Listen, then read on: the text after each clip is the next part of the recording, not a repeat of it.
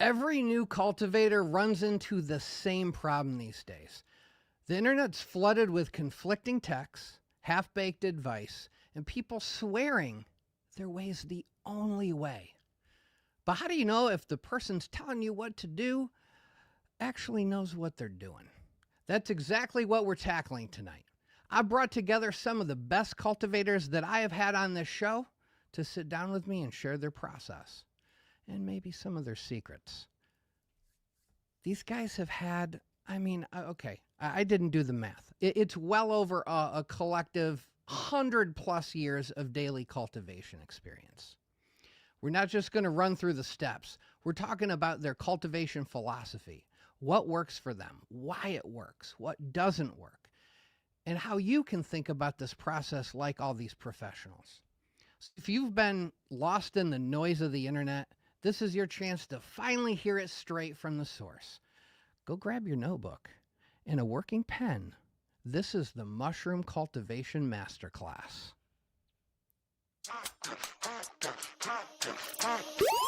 Yo, welcome to the MycoGeeky Podcast, where we explore the fascinating world of mushrooms and the people who love them.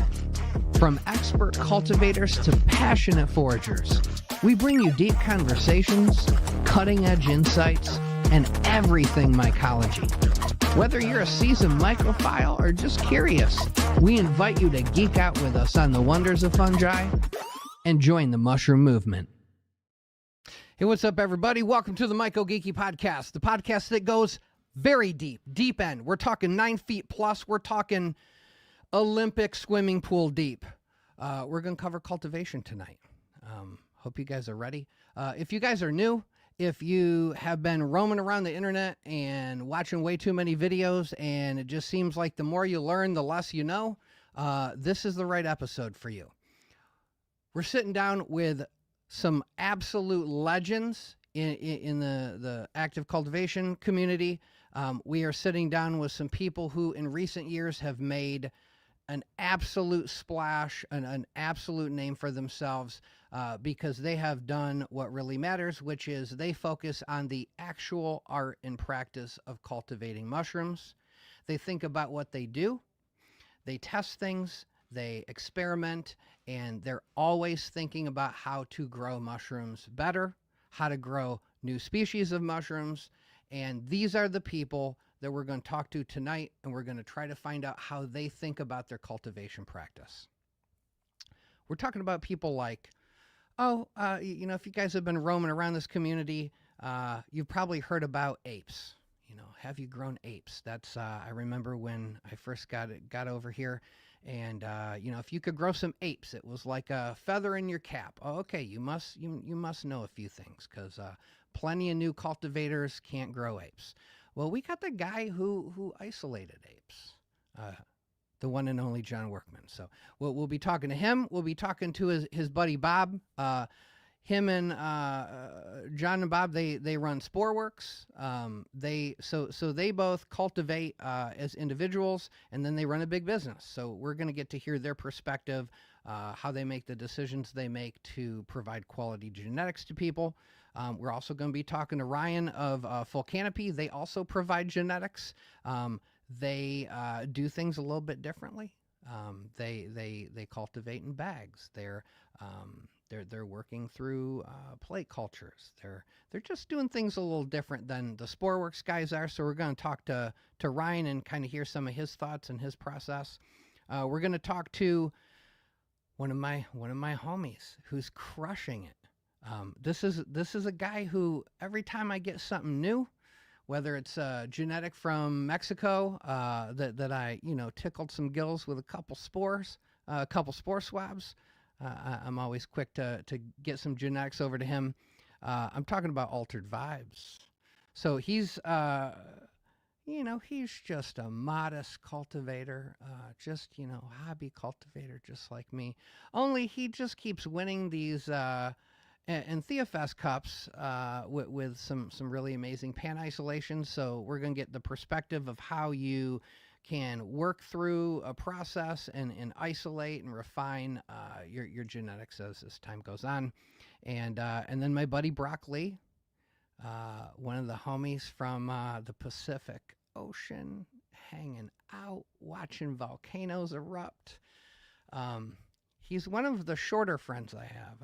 I always feel bad for him when I get to see him because he's just such a little guy. But anyway, the LA Lakers would probably be happy to have him. So these guys, and let me just tell you, if you don't know Broccoli, he has some of the most aesthetically gorgeous tubs I've ever seen in my life. Just unbelievable. So this guy, he's very, very meticulous. So all these guys were selected because, one, I know without a shadow of a doubt, these guys have been doing this for years and years and years and years and years. They are authorities on cultivating these mushrooms, and they are what I would consider to be experts. So we got a bunch of experts hanging out. They're going to just talk about what they do. And the whole point tonight is that if you are a newer cultivator, even if you're somewhat, you've been dabbling for a while, you've had some grows, but if you just want a better gestalt, a better understanding of this whole process, different ways to think about things, different ways to look at parts of the process, that's what we're going to do tonight. So without further ado, let's pull them on. I did shout out to Ohio Mushroom Festival. It was dry. We still found some mushrooms. I got to hang out with a bunch of the homies. It was super fun. Definitely encourage you guys, get out in the woods, look at mushrooms. If you can't grow them, go find them. That's what I say. All right, so let's pull these guys on. I'm going to try to do it in order and slowly. My new StreamYard, I can't figure out where the little names go. Used to just automatically pull people's names up, and I guess they took that away. It's been a hot minute, I guess. All right, so first up, the one and only, absolute legend. If you haven't heard of apes, you are a newbie, and that's okay because you're going to know all about them soon. I'm talking about John Workman. What's up, John? Hey, how's it going? Man, I am in a minute here. Once you guys start talking, I'm going to just try to relax a second. I've been going nonstop. My wife's out of town. Got these 3 kids. They got places to go, things to do. And now I'm excited we get to sit down and do this. So thanks for being here. It's a real treat to have you. I'm really look forward to getting your perspective on some of the stuff. No, thanks. Happy to be here. All right. So next up, let's pull up your business partner of how many years are we talking about? 25 years? Something like that, roughly. It's a little more. No, that's about right. That's about right. Because he joined in. It was a couple of years past. Okay. So yeah. All right. So I'm talking about Robert Hess. What's up, man? How's it going? It's going good, man. I feel like your office looks. I think I could pull up the old episode. It looks exactly like I remember. There's like slightly more clutter, I'm sure, and maybe a little like mushroom figurine or two, but no, absolutely. How you doing, man? Doing well. Happy to be here. This is exciting stuff. Yeah, so I think for people watching, an important thing to think about here is both Bob and John started way back in the day. They were both just, hobby cultivators, and they quickly recognized, if you guys haven't watched the episode we did with them, they quickly identified some things that were going wrong, and they were trying to have a positive impact on the community, make things start going right, steer things in the right direction, and that sort of turned into running Sporeworks for 25 years. So I think that's pretty cool. That's a testament to you guys having the right vision. It's definitely a vision I can get behind, so really glad to have you guys here. Well, thanks for having us. Yep. All right, so next up, I got these guys are, these are the young new talent in town. Ryan and his buddy Santiago, they founded a company a little while ago, and they are crushing it. They have extremely high quality genetics. I do not know a single person that's bought genetics from them that didn't go, wow, oh, this is what you guys mean when you say quality genetics. I'm talking about Ryan of Full Canopy. Here we go. What's up, dude? Not much. Glad to be here, Geeky. Good. Glad to just have a conversation with a bunch of pros here and hopefully learn something myself. I like that attitude. Yes. We're going to just squeeze some gems out of every one of you guys tonight. I know it. Yeah, I'm taking notes. There we go. It is recorded, guys. You don't have to, as long as you're willing to watch it again. No, I'm teasing. All right. So next up, I'm going to pull up my buddy. So just so you guys know, this guy, he grows a lot of different species, but he is definitely notorious now for his ability to cultivate a slightly harder to cultivate mushroom. The Paniola senescens, they are more potent. The experience of that, the mushroom is different. It is unique. It's very much liked by a lot of people. I'm talking about Altered Vibez. What's up, dude? Hey, how's it going, guys? I'm super stoked to be here. This is awesome. All right. So Altered Vibez, are you also a pirate? Are you a pirate, a Jamaican pirate? What is that? I see two flags. I see a pirate flag. Pirate cultivation, you know.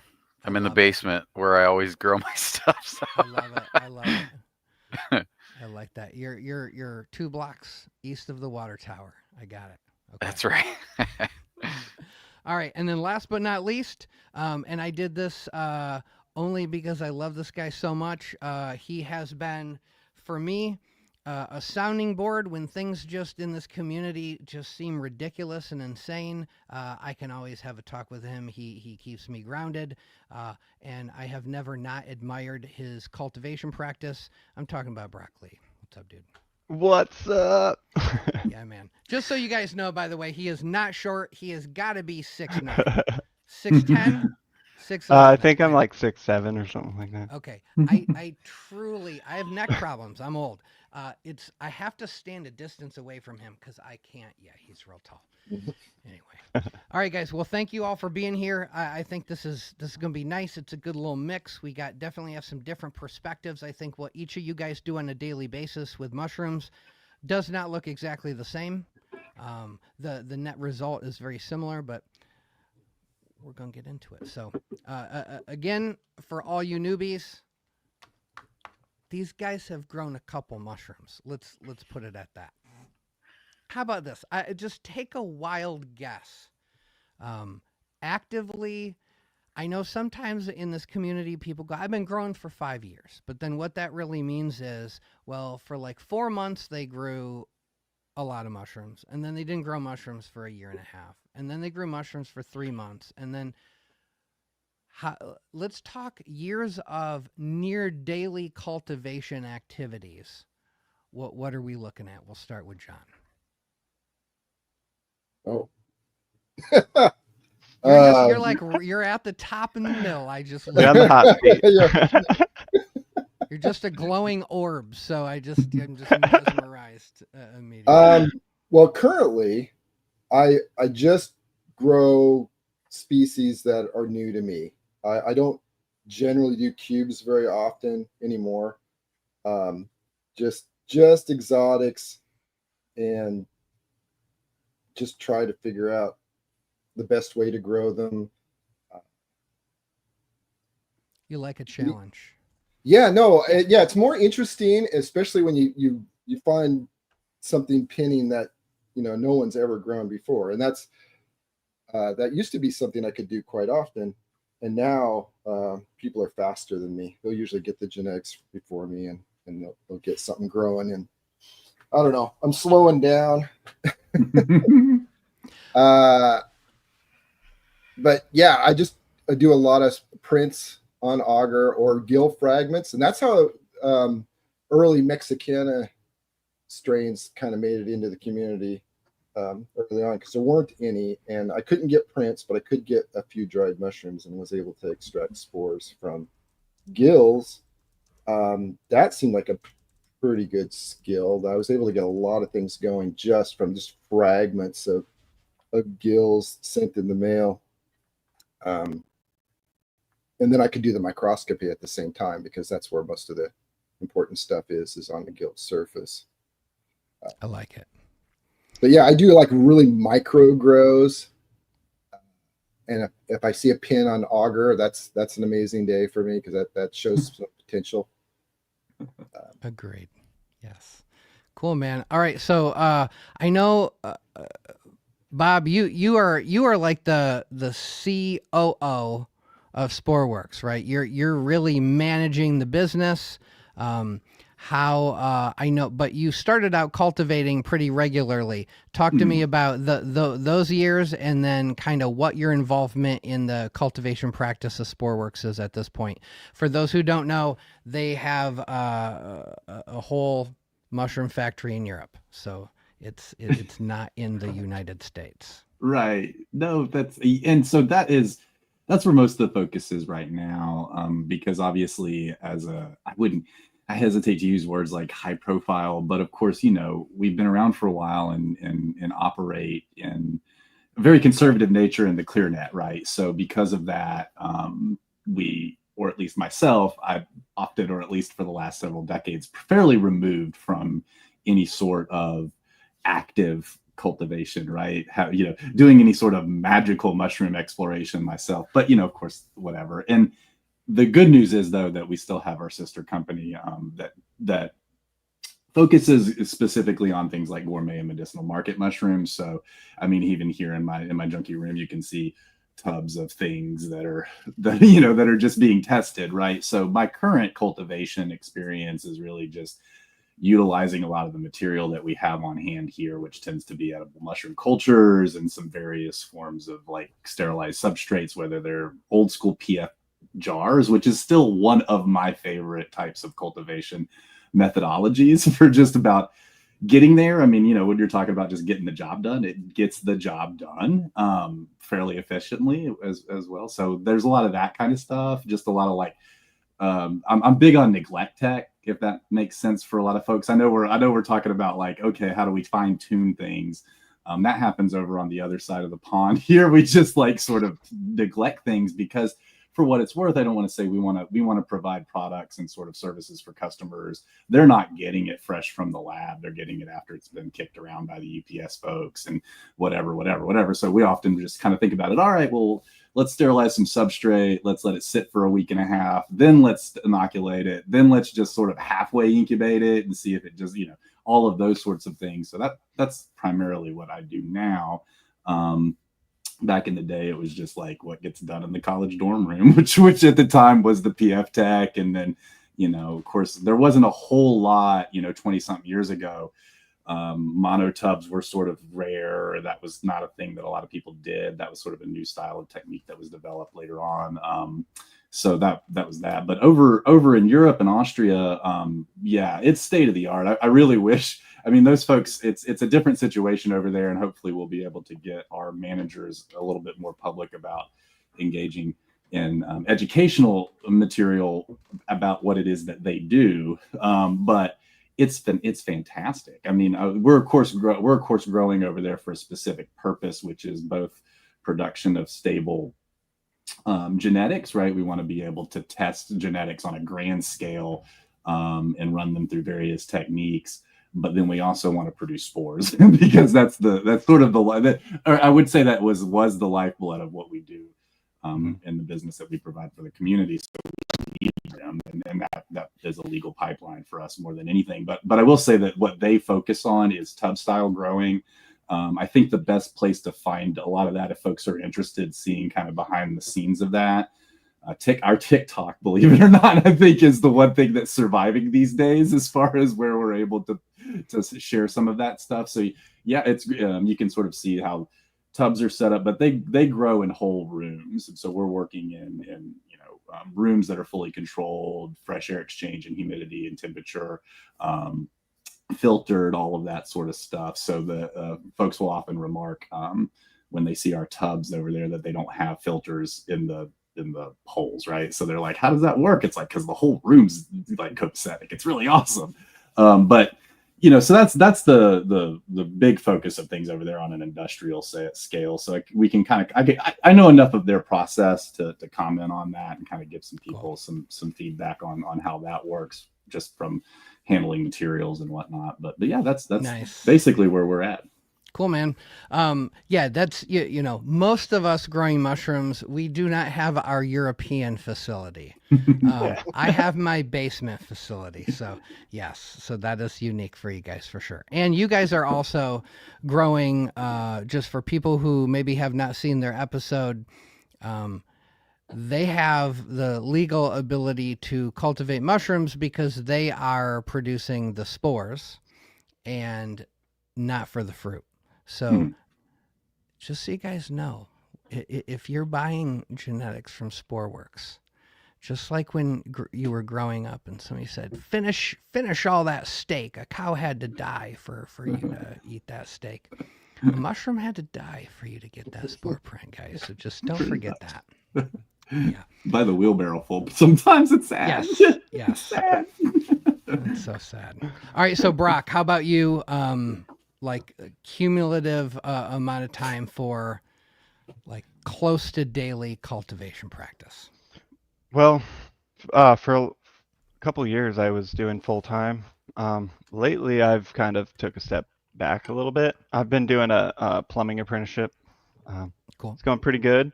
But you know, I'm still growing on the side, doing some at-home cultivation, you know. Nothing too serious. You can't stop. I get it. I understand. I'm like, But I've been growing for about 6 years, I'd say. Cool. Yeah. All right, Altered Vibes. Same question. And then also, how long have you been a pirate? No, I'm kidding. Keep going. I've been a pirate since Napster. But no, continuously about 7.5 years. I mean, I started in 2018 and I really haven't stopped, because every time I try to take a break and like take a month off, I always regret it. And I'm behind. I think, oh, I've got plenty kicking around.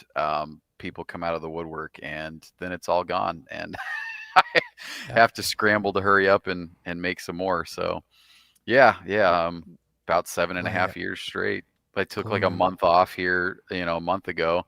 But yeah, won't be doing that again anytime soon. Hey, you did good. A month off. That's a luxury for a lot of us. Yes. It was really nice, honestly, to be able to just chill and not have to be running my pressure cooker nonstop. So yeah. Cool, man. All right, Ryan, how about you? How long have you been involved in cultivation versus like where it is a near daily practice for you? I'd say super consistently for the past 5 years, just, nonstop, doing as much lab work and cultivation as we can, just different varieties, getting more into the exotics now. So it's definitely a journey, but it's been very, very gratifying. Love it. All right. So now let's get into it. Let's start. So for everybody watching, if you've not grown any mushrooms yet,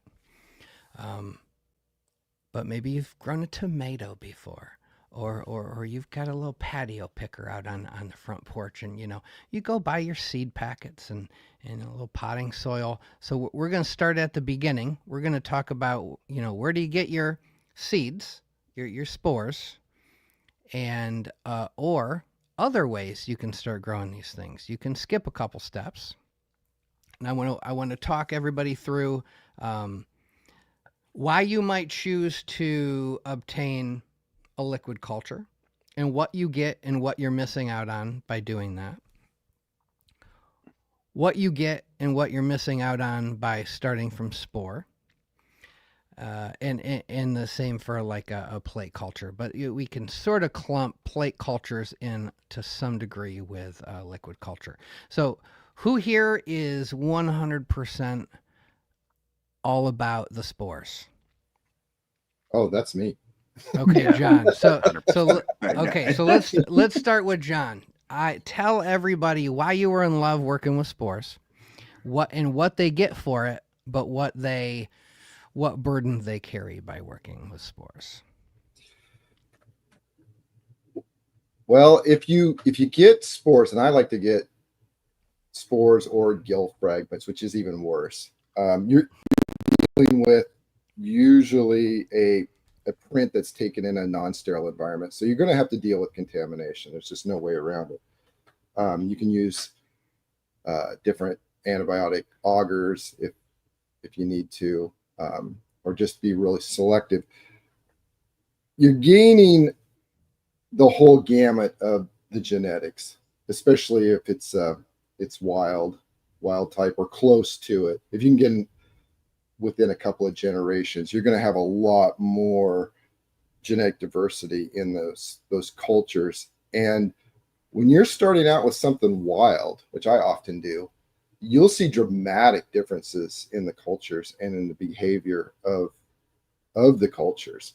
And you can select out the ones that work for you in your conditions, which aren't necessarily going to be the same conditions as your neighbor down the street that's trying to work with the same species. If you buy an isolate, a liquid culture, you have to deal with those genetics, and you have to provide the environment it likes, instead of selecting from a group of offspring that one of them will behave for you. And I just prefer that, especially for exotics, which sometimes you have no idea what they need, and some of them are more finicky than others. I think that pretty much covers it for spores. I like that.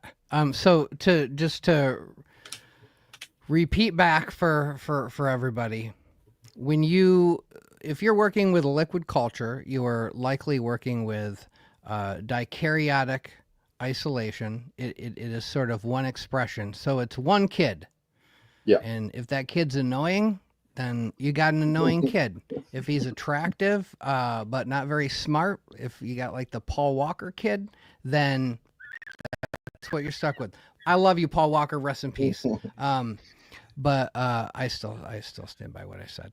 So if you're working with plate cultures or liquid cultures, that is a negative, but it could be a positive, because, for example, if you're new and you've not done this before, it isn't the worst idea to, especially these days, because you have the luxury of doing it. John and Bob did not have this luxury back in the day. You can start with a vigorous, already isolated culture, and you can increase your odds of having success out of the gate, which is important. I know people who tried and they just gave up. It was too much work. It was too hard. They didn't get the success. And I know people who took some good advice and had some wins in the beginning and then was really ready to roll up their sleeves and get into it more. So you are missing out on the plethora of opportunity that comes with working with a whole bunch of spores. And I think particularly my favorite thing of what John said is you are now likely to work with spores that seem to be predisposed to like where they're at, because you have taken them away from their home.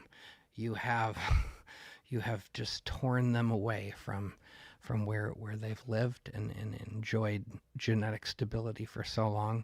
And so, yeah, you have a huge advantage playing that game. And I think Brock can probably speak to this. Ryan can speak to this.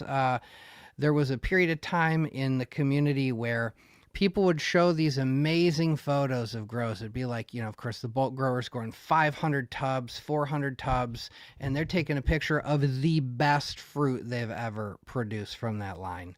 And then go, yeah, you want to buy it? This is what it does. And then theirs doesn't do that. Or it doesn't even grow, and then the cultivator goes, I mean, it grows for me. You must be doing something wrong. But I think a lot of times it's what John's talking about here. Well, where are they? Oh, they're in South Florida. And where are you? Oh, you're in Minnesota. Might want to try some spores, guys. All right, who else likes spores? And Yeah, I love spores. All right, Definitely. so let's hear from Brock and then Altered Vibes about the love for spores. Well, I mean, obviously spores are where it all starts. So it is, if you're a beginner, it can be a little bit, intimidating. You're like, oh gosh, and you're working in a still air box and stuff, and you're just kind of learning, and a lot of contamination. But it's invaluable. You need to go through that to really become a good cultivator. You gotta practice. Yeah. You gotta make mistakes. Plus, that's all the genetic variability. It's like I love the pheno hunt. That's where you get all the weirdos and stuff.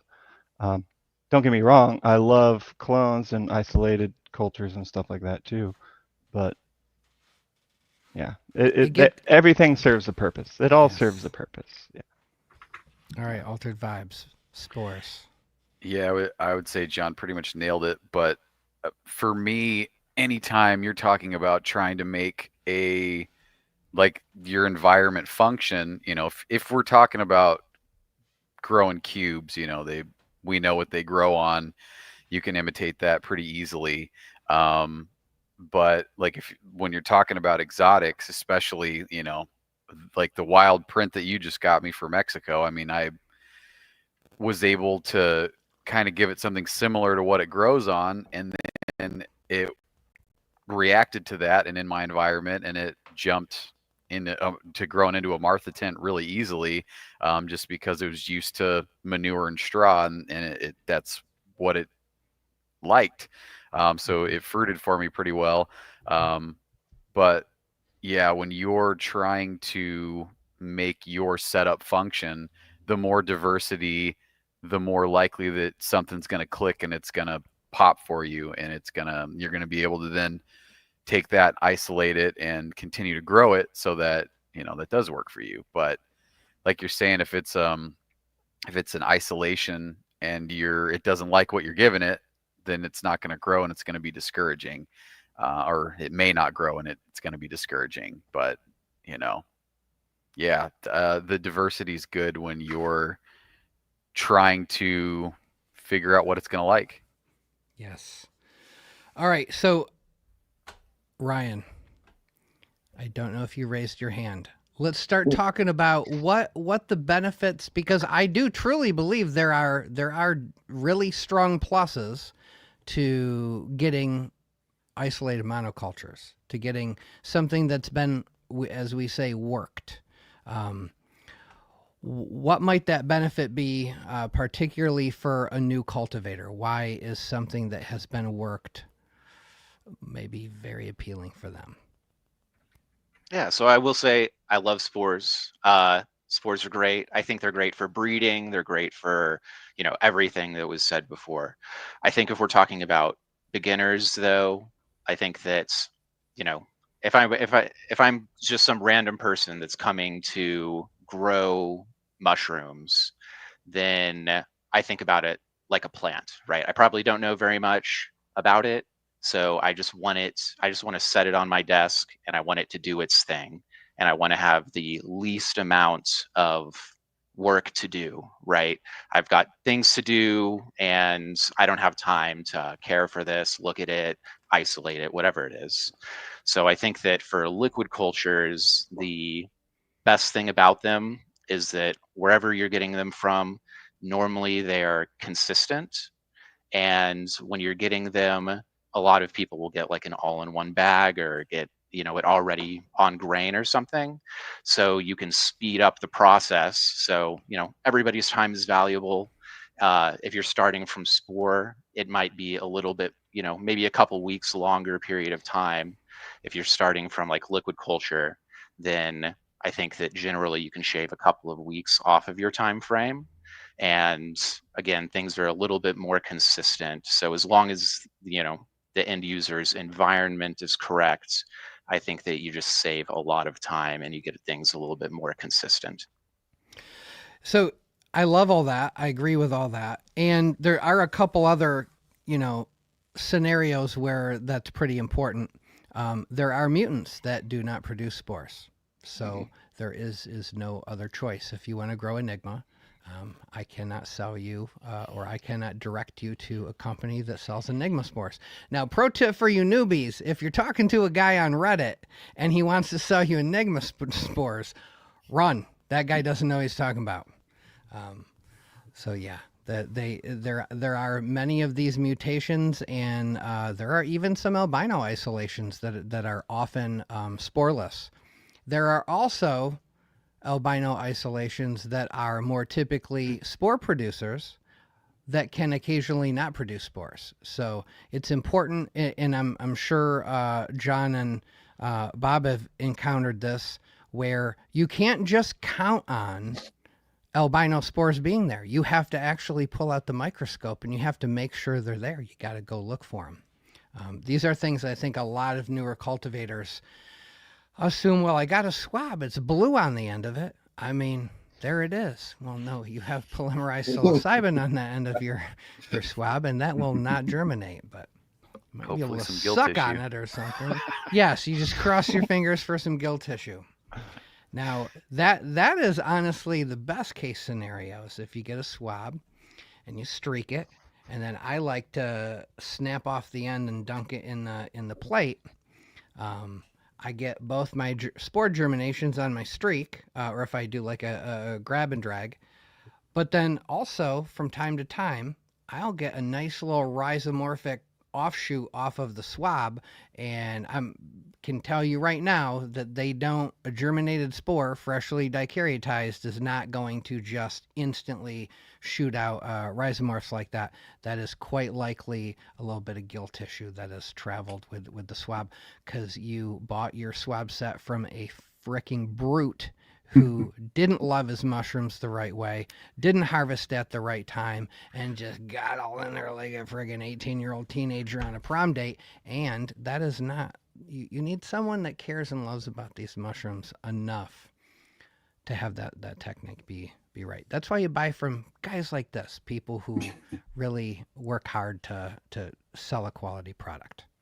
I will say to that point, if I may, that one of the things that's interesting for a sort of a newbie explorer or cultivator or whatever, between the differences, right, is that no matter how hard you work at it, spores are almost always going to have some level of contamination, right? So when you're buying them in some sort of form, whether they're a swab or a print or getting them in trade or whatever it is, however you're securing them, right, you need to be mindful of how those spores were treated before they ended up in that form, because you're not necessarily getting them in the like, oh, I went and swabbed and then went straight to this, right? There was a chicken and egg problem there for you. You had to have the egg, right, before you could get the chicken. So in those cases, right, it's important to remember when sourcing spores that that's something to be mindful of, and obviously a reputable supplier will guarantee their material, because even they miss, or it'll happen from time to time. But with isolations and liquid cultures, I mean, that seems to be one of the things that's a really good benefit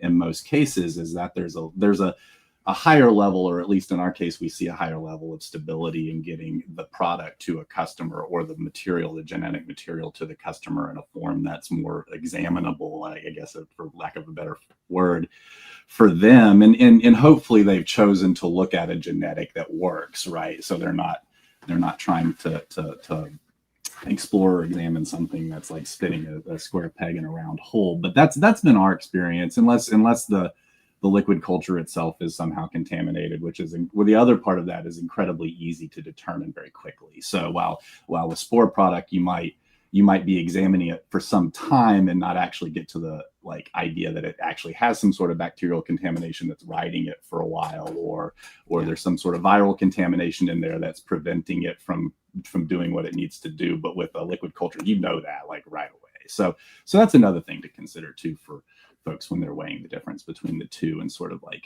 starting afresh, as it were. Yeah. So I think from what I've heard so far, if you are brand new and you're limited in space and time, but you want this experience of seeing what it is like to grow a mushroom in your house and get to do and examine the fruits of your labor however you want to, man, a liquid culture is definitely the way to go.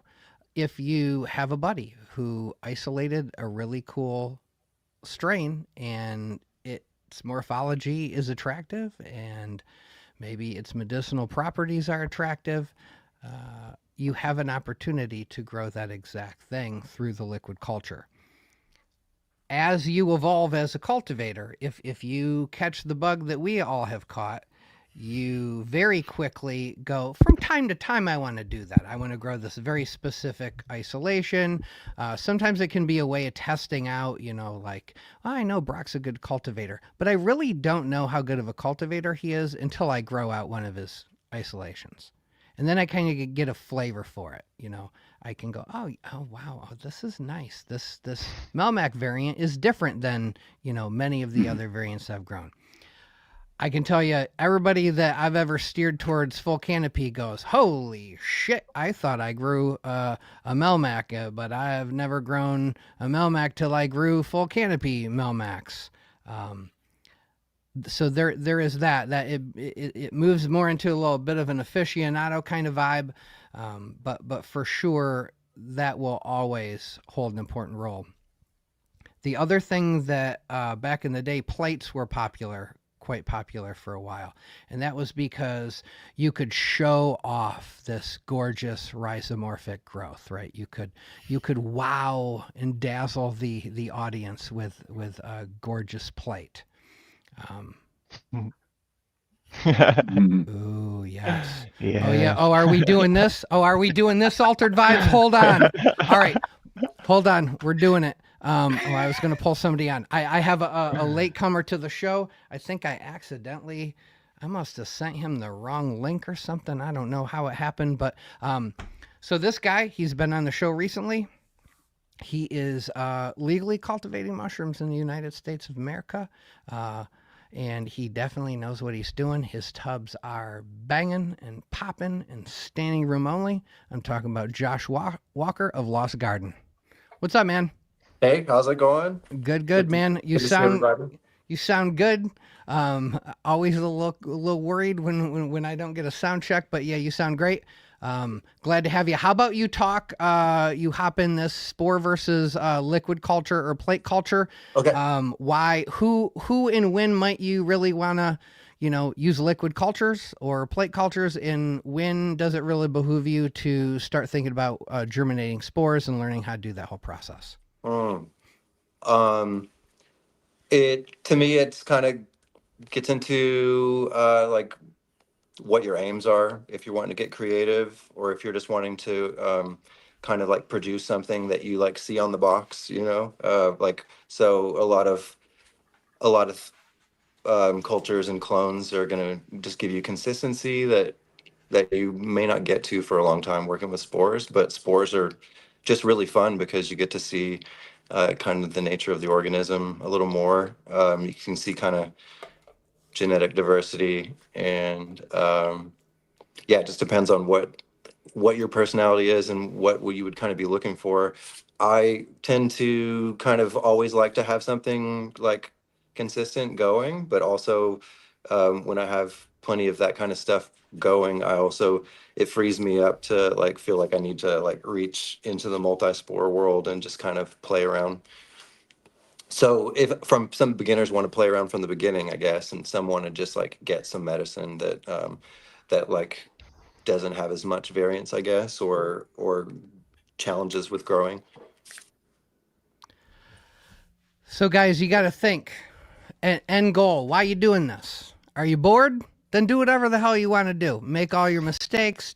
Sit around for 15 years until you think you've zenned out and figured out everything, and then, execute flawlessly day one. But most people have a reason they're feeling compelled to do this. Is it the medicine? I can tell you, for me, in the beginning, it was the end. It was the pot of gold at the end of the rainbow is why I started doing this. Now, the pot of gold's cool.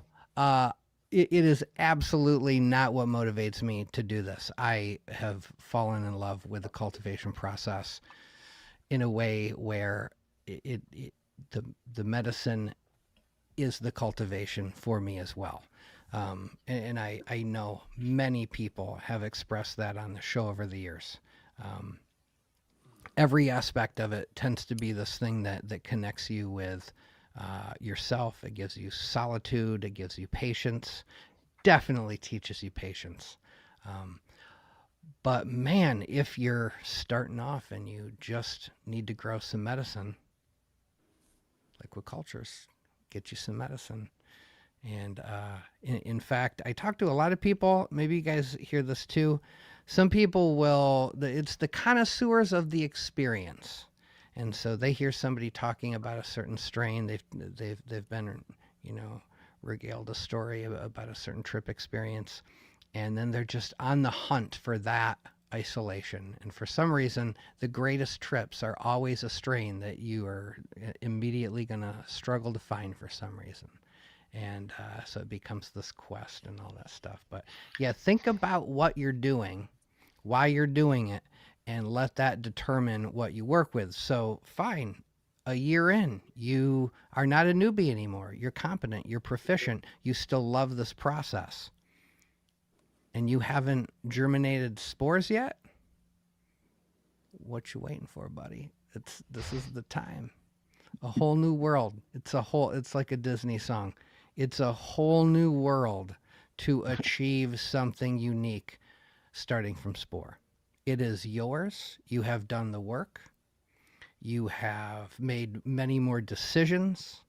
You are not enjoying the fruits of, right? If Brock sends me a culture, if Josh sends me a culture, if Ryan sends me a culture and I grow a banging tub and I show it off on the internet, that's not my swinging dick. That is theirs. Just to be real crude about it, guys. It's not to your credit. You were provided amazing genetics and what, you followed a couple directions? I mean, cool. Okay, great. You got the basics down. The amount of achievement that goes into really isolating something special that then, broadly speaking, is appealing to people, that's a lot. The amount of fails you get before you succeed doing that, it's pretty major. So Isolating and stabilizing. That's the real hard part. Not the one-off fluke grow that becomes folklore for us, but actually a stable, unique variant. Yeah, it's not. It is lost on you if you don't eventually evolve your cultivation practice to include working with both types of material. So, all right, takeaway, definitely in the beginning, liquid cultures, plate cultures are an easier way to have success, to work with a quality, vigorous genetic. Don't be afraid to talk to your vendors and tell them where you're at in your process. I've never grown a tub. They're going to recommend different things than if you say, I've been growing for 4 years. I've grown most everything. What was your most recent grow? Oh, this is my 7th grow. I've been growing Toke F7, 8, and 9 for a while now.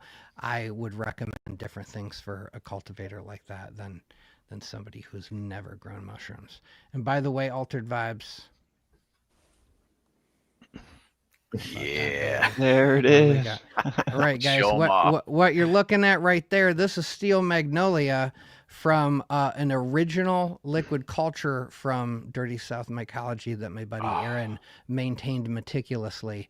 And this is how you know good quality genetics. Thank you so much. When he sent this to me, it never don't look like that, guys. It never doesn't look that frickin' sexy. That is very nice. It's sexy. It's a strong genetic. John, do you want to briefly talk about how many isolations, how many germinations, and as you're germinating and then you're trying to, of course, not have a bunch of sectors, you kind of want to go from a germinated plate that has countless dicaryons on it to something that's sort of not fighting against itself.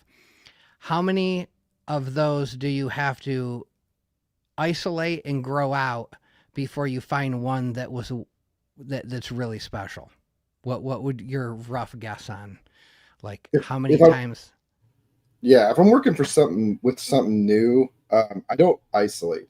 I just smear a bunch of spores. I just grab just a hunk of agar. I throw it in some grain, and I'll usually fruit directly from that grain. And the first mushroom that looks good to me, that's a clone. And then I will do another grow in isolation to see how it does by itself, and usually it's a lot better. And then I'll take spores from those and do it again. I don't know what I'm looking for. I mean, you can look for rhizomorphic sectors, but do those necessarily fruit better? I question that know. sometimes. You do not know. It grows good rhizomorphs. It knows how to do that, but does it know how to fruit well? It's like making love, John. The just because you're fast doesn't mean you're satisfying your partner. It's exactly the same. It's not just a joke, newbies. It's serious. So I have isolated things that look amazing on a plate, and the fruit was nothing special. So that is an important differentiator. You could also just have like something that's just, in between rhizomorphic and tomentose, not bad, and it can be the coolest thing you've grown in 2 years. So I don't know if you guys want to chime in on this. For me, the rhizomorphic obsession started with the proliferation of plate vendors, because obviously just a normal looking plate or a more tomentose looking plate, which is just perfectly happy mycelium, is not as sexy as those ropey, fancy cultures that just you could sit and look at for days because they're mesmerizing. You might blame Stamets for that too, because his book, The Mushroom Cultivator, really hypes that up on isolating ahead of time and looking for the rhizomorphs, which may or may not be wrong. I don't know for sure, but I know what I do works. Yeah, I feel like too, if you just put it on some low nutrient well, depending on the cultivation, but if you put some cubes on some low nutrient agar, it's gonna grow like crazy and try to find nutrients, versus, if you put it on a nutrient rich agar, it might go tomentose, and then you transfer it onto the low nutrient, and then it goes rhizomorph. So it kind of depends. And then like pans, like it's never rhizomorphic. It's never going to be that sexy, no. And then if it's TTBVI, it looks like tiny little hairs, and it looks different than all the other pans I've ever seen, versus like the, Ocrasios entrata that, that was the one that I pulled up. I mean, it looks really rhizomorphic no matter what I do all the time. You can't really see it, but it's like, I mean, it's always vigorous and fast and looks like that, like regardless of what I put it on. So I feel like, I mean, that book, The Mushroom Cultivator, that we all read back in the day, that's what you were looking for, because cubes were the only thing that was going around back then. So I think it just depends on the cultivar. And you were growing in you were doing your work in a still air box, and your techs were more primitive. You didn't have as many options. Having a vigorous culture, I was taught early on that the reason you want a vigorous culture, especially when you're first learning how to do this, is when you spawn to bulk, you're now in the less sterile phase of things, and you need a strong genetic to outcompete any other microbes that might be present, any airborne contaminants that might get in there. You just need them to be a little bit tougher. We now work in such sterile environments that we don't always have to do that. And in fact, I know many cultivators who are they're going, I want the weakest, weirdest part of this plate that I haven't, cleaned up yet. I wonder what those look like. I know guys that get one plate. They've maybe they're at T2 or T3 transfer, and they'll isolate 17 different spots depending upon how weird their culture looks, but at least 5, 6, 7 different spots, and grow them all out, and they all look different. So a lot of options, newbies. You're never going to be bored here. You are never going to be bored working with spores. You're going to get to have a lot of different approaches. And like John just said, and Dave Wombat's talked about this, some people are just shooting multi-spore syringes directly on grain and letting them spores duke it out, just like they do in the wild. And then you got a tub, and then you go, okay, I'm going to just clone whichever one of these I like the most. That yields you certain effects. And what I like about that approach, and if I do that approach, I might do that if it's a brand new thing I'm working with. I will definitely do that for a wild print if I'm first trying to work off wild prints, because like John said earlier on, you're really trying to just coddle these things a little bit until they get used to where they're at. So yeah, multi-spore to grain, grow it out. Whatever looks like it did the best job is probably now, let me clone this, let me grow a tub of those things, and then now we can keep playing the clone, germination game back and forth, as long as we start thinking that as we keep going through each generation, we seem to be making some progress. You don't always it's make interesting progress. that you say that too, because I've found with the pans specifically, the more I isolate and take that down the line, the less they seem to actually do anything. And then when I go back to spore and put them in a multi-spore, it's almost like they like being in a multi-spore environment, like they're used to. Like, oh, it's weird that this mushroom's only dropping one genetic now. I don't know what's going on with it. And then it just kind of, I don't know, fizzles out. And then I got to go back to spore and do another multi-spore grow. And then, like I said, the closer, like, and John said this earlier too, the closer they are to wild, the better they seem to do. And then the further on down the line you get, it's almost like, and maybe that's something that I did in my selection too, but yeah, it seems like some of them want to be in a multi-spore salute. Yeah, pans are a different animal for sure. They do seem to degrade over time when they're isolated. I've noticed the same thing. They gotta be knocked around a little bit. You gotta hurt their feelings from time to time. Yeah. I think it depends on your isolation, because we have a TTBVI that's a few years old that it crushes it every single time. So we also have a Aguadilla that was rhizomorphic. So it mutated and it was rhizomorphic. So I think that like things aren't as binary as we think, tomentose, rhizomorphic. A lot of our strains are tomentose because they are the ones that we selected for. And I think like what you were saying, Altered Vibes, is correct, right? Like you can take a lot of these strains and just lower the nutrition, and then they become rhizomorphic, and then you get it high nutrition, and then it becomes tomentose. So I think like, if we're talking about beginners, rhizomorphic growth is a fantastic way to learn how to isolate your strains. But I think that, as you progress in the hobby and get, more involved, you go after those tomentose or maybe some other traits, and you start to see different things. I like that. Also, I don't know if you guys feel this way. So 100% the nutrition, the amount of sugar, it's nutrition, but it ends up being some kind of sugar. If I have a lot of it in it, yes, it's going to become more tomentose. And if I start starving it out, it's going to become more rhizomorphic. But there is a range to that in any given monoculture I'm working with. But I do like playing that game, especially if it's something that's going to stay in my stable and I'm going to work it a lot. I do want to see what that looks like so that I understand what I should expect from it, so that because at any point in time, I can go back to a spore print and I can start all over again with this game. You don't, if any newbies here are thinking that you can take the spore print and you rub the Q-tip on it and then you rub it on your Petri dish, you've done it. That's it. There'd be no reason to go back and do that again. You don't understand that there are literally like 30,000 men and women waiting to have sex on that print. And you just got to smear them together, throw them in a little harem, harem of agar. And they will procreate like mad. That's why I love spore prints too. That's like a lifetime's worth of genetic backup.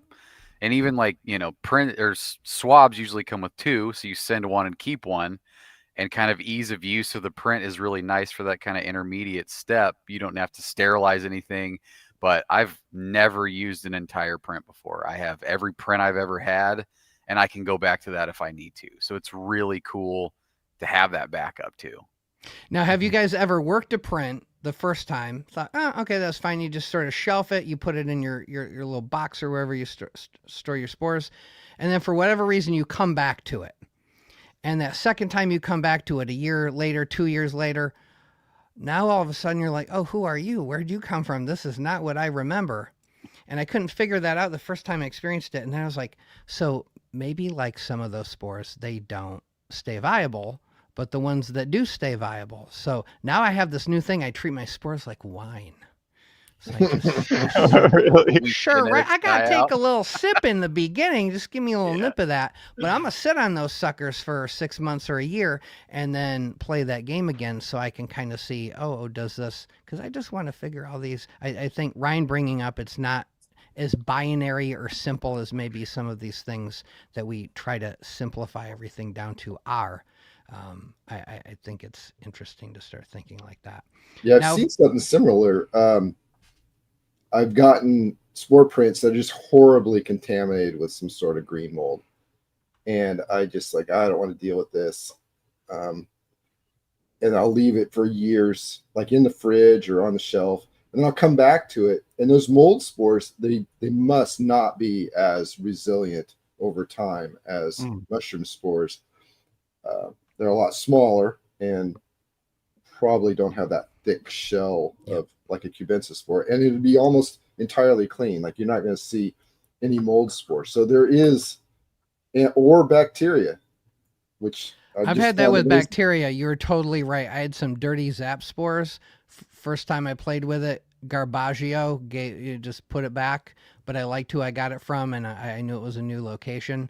And yeah, like a year later. So you can age them out there. You can age them too long, and then you get almost no too. viability, but that can be a long time. I've worked with some 20-year-old spore prints that still have some viability.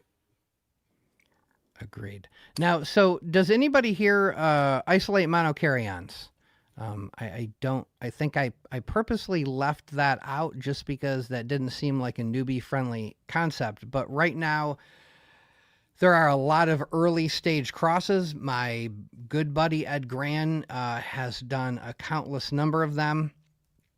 And they have, as who talked about stabilization, they have not been stabilized yet. You get to participate in that stabilization process by working them.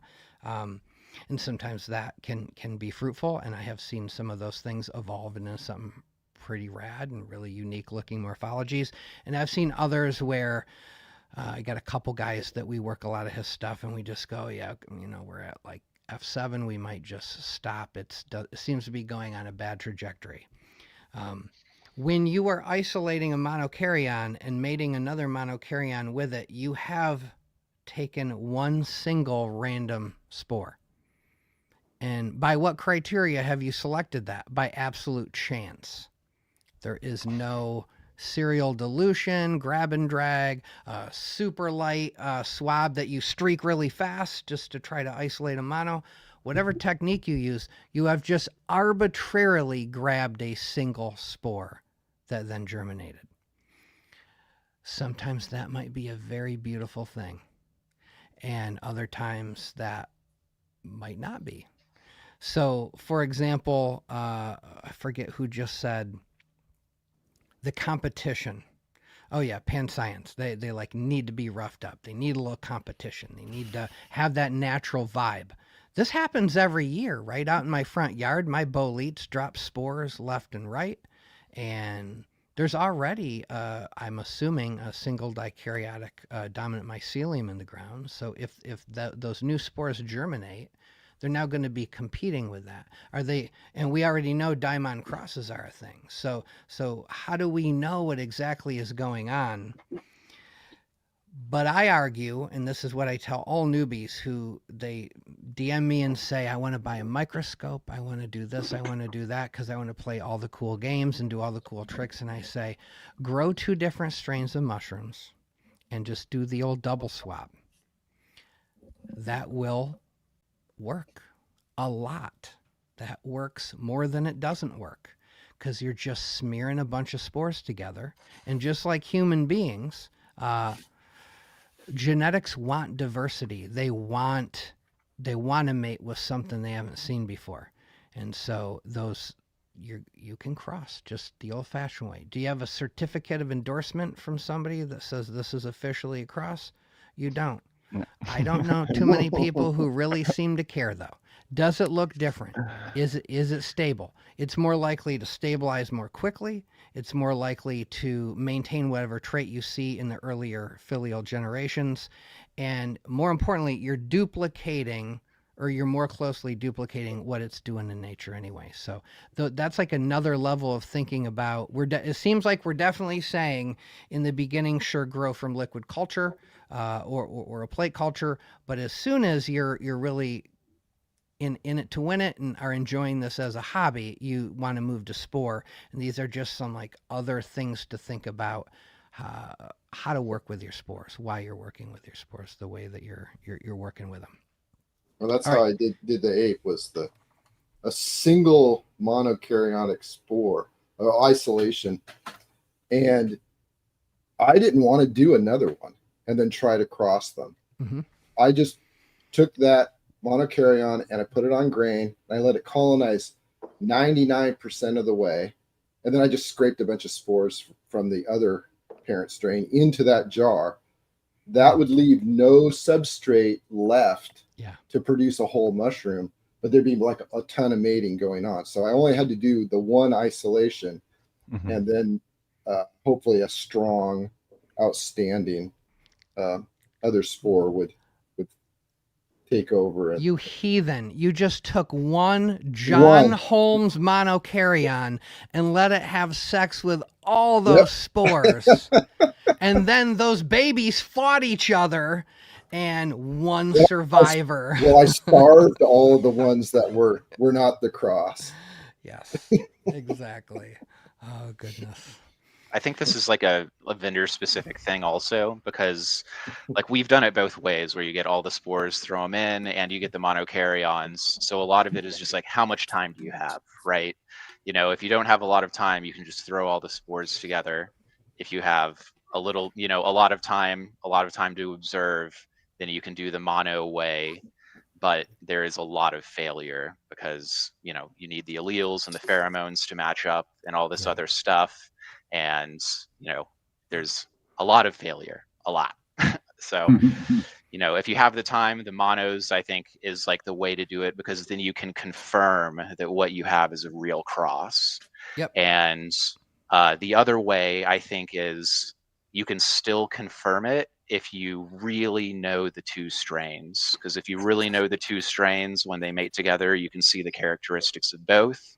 And then, you know, you won't have 100% confirmation, but you'll be pretty sure. Yeah, so that's an interesting way to put that.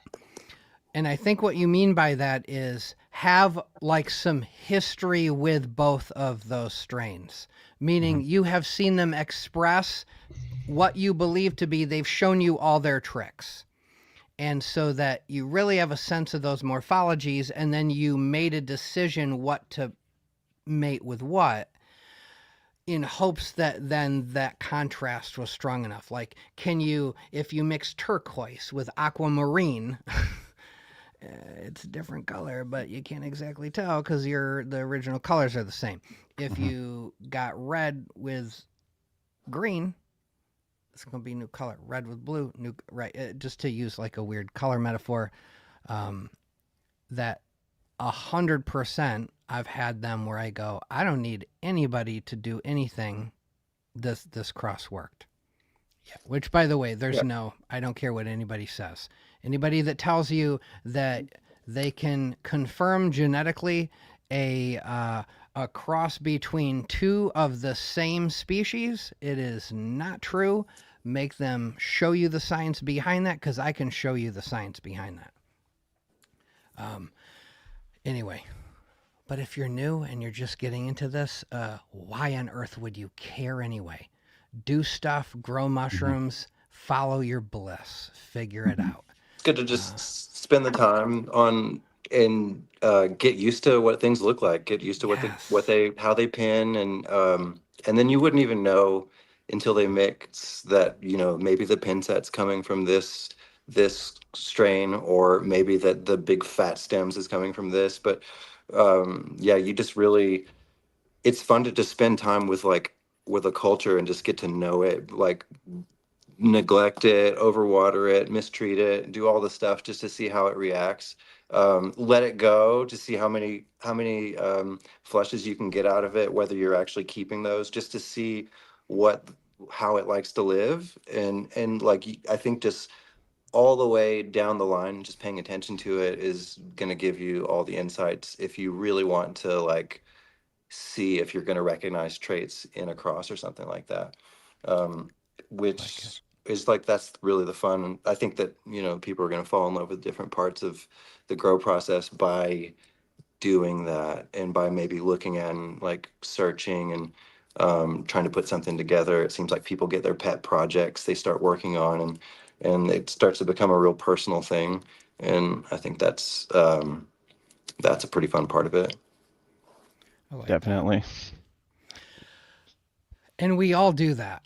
I can't believe how quickly newbies will come at me with their first science project, and I'm just like, man, if I had to do all over again, I would really tell the young, inexperienced cultivator geeky to grow one single strain for 6 months, a minimum of 3 or 4 flushes of it, so that I had a sense of how basic cubes fruited, and I would focus on dialing in my techs that I was using to where I said, I can grow a motherfucking golden teacher, and nobody can tell me I can't.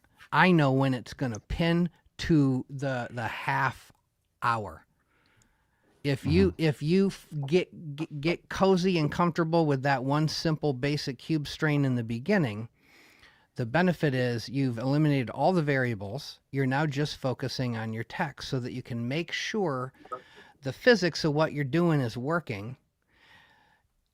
And then you grow something different. You grow Melmac, and I won't even have to tell you that they're thirsty. You're going to tell me they're thirsty because you're going to go, whoa, this cake dried up. Man, I never saw something suck water out of a cake like this.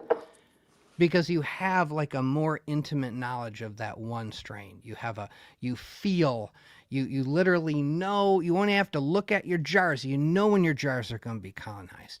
You know when to crack that lid open because you've focused on a single strain or a single wild genetic or something like that. All right. We let's move on to grain. I don't even think I want to talk about what grain you grow with, but I do want to know why you grow with what grain you grow with. I want to know if you guys only grow with one single grain, or if there's situations where, depending upon species, you will grow with different grains, and why.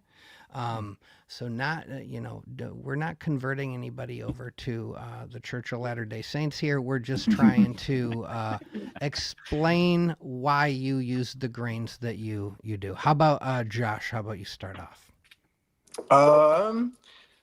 I've gone through a lot of different grains over the years. Right now, what I like to produce is just whole oats. I like oats because they seem to have a nice little bit of airspace in between all the grains because of the waxy hull. And I get to prepare those. If I have to make some on the spot, I can just flash boil them. Or if I'm preparing like a larger load, I'll soak them overnight, and that, eliminates like all the work. So oats allows me to do that. And I usually get pretty consistent results with it, a pretty good mix of grains amongst the substrate. So that's been my choice that I've came to. I've gone through different varieties of corn, and I used to just use a lot of just rye grain, but oats seems to have like close to the nutrition value of rye, except it's a lot more sturdy. It doesn't get as soft and mushy as easy. So, that's just where I'm at with my production. I've seen a lot of really good results with millet, and it definitely covers a lot of area.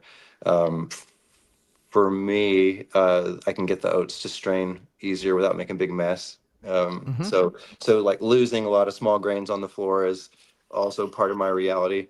So oats are working best for me at the moment. All right, who wants to go next? Brock. Oh man, I knew you were gonna pick me. So I like oats as well.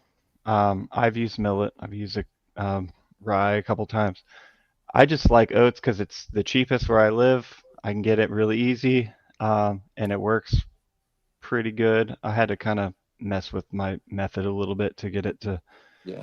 to work. I don't like having to boil and do all that, so I just do like a 24-hour soak in a bucket, and then I just drain it, load it up into bags. Boom. So easy. I love it. All right. Least before we move on, least favorite grain. Millet. It gets everywhere. Gets everywhere. It's awful. Yeah. I didn't have good luck with the rye. static electricity just goes everywhere. Yeah, rye It smells awful. just sticks Rye to you. smells It's just awful. it's all over you. Yes, it's true. Yeah. It's like electromag. It's so light it weighs nothing that a fucking electron can literally make it stick to your face. Yeah. I will say about so local availability is really important, I think, Yes. and also trying to find grain that has been freshly harvested. So that goes to local and regional availability. Millet, for what it's worth, was one of the we grew in Jamaica for a hot minute, many moons ago, and they don't have an industry for producing grains down there. And the World Bank fucked that place over agriculturally in a lot of ways. So we had to import the cheapest grain possible was millet. So anytime I smell millet cooking now, it just like takes me right back to like that place. But that's probably the least favorite. Rye too. Rye is really tricky, I think, for what it's worth. I think you guys mentioned using oats as a preference because of that, really, because it is a softer grain and it tends to you want to get it right to that point of field consistency right before that whole burst, right? And it's like you can watch it happen almost. So if you're not careful, but so those overnight soaks, the flash boils, they all work, right? The important part is to get that grain to a point where it's not overly saturated when you're sterilizing. Hold up. You just said it. Did you just say that getting the proper hydration in your grain is more important than what grain you're using? 100%. Yeah, I think. And I mean, for what it's worth, as long as there are going to be grain choices that make zero senses. And that local availability thing is important too. Like, for example, getting grains from the hardware store is a bit different than going to like a local agricultural feed supply or even like your local food co-op or whatever, right? So keeping that in mind is as an important place to source from. We move through rye on an industrial scale, like pallets. And so when we order it, we always get it the year, as it comes off the field, we get it from those producers that are making sure we get that stuff. It goes into a walk-in cooler where it stays refrigerated until we use it. So if you have that, it's important to sourcing the rye or the grain, I think, is more important than the actual grain itself, for what it's worth. I like that. Yeah. I can second that. Yeah, if you're sourcing your grain, especially as you start to scale, we've gotten pallets of grain that were infested with little weevils, and you also can get grain that has fungicides in it and stuff, and then nothing works no matter what you do. So I think that what you were saying was correct, right? The sourcing, super important. If you're getting it from the local feed store, as a hobby grower, you're probably okay.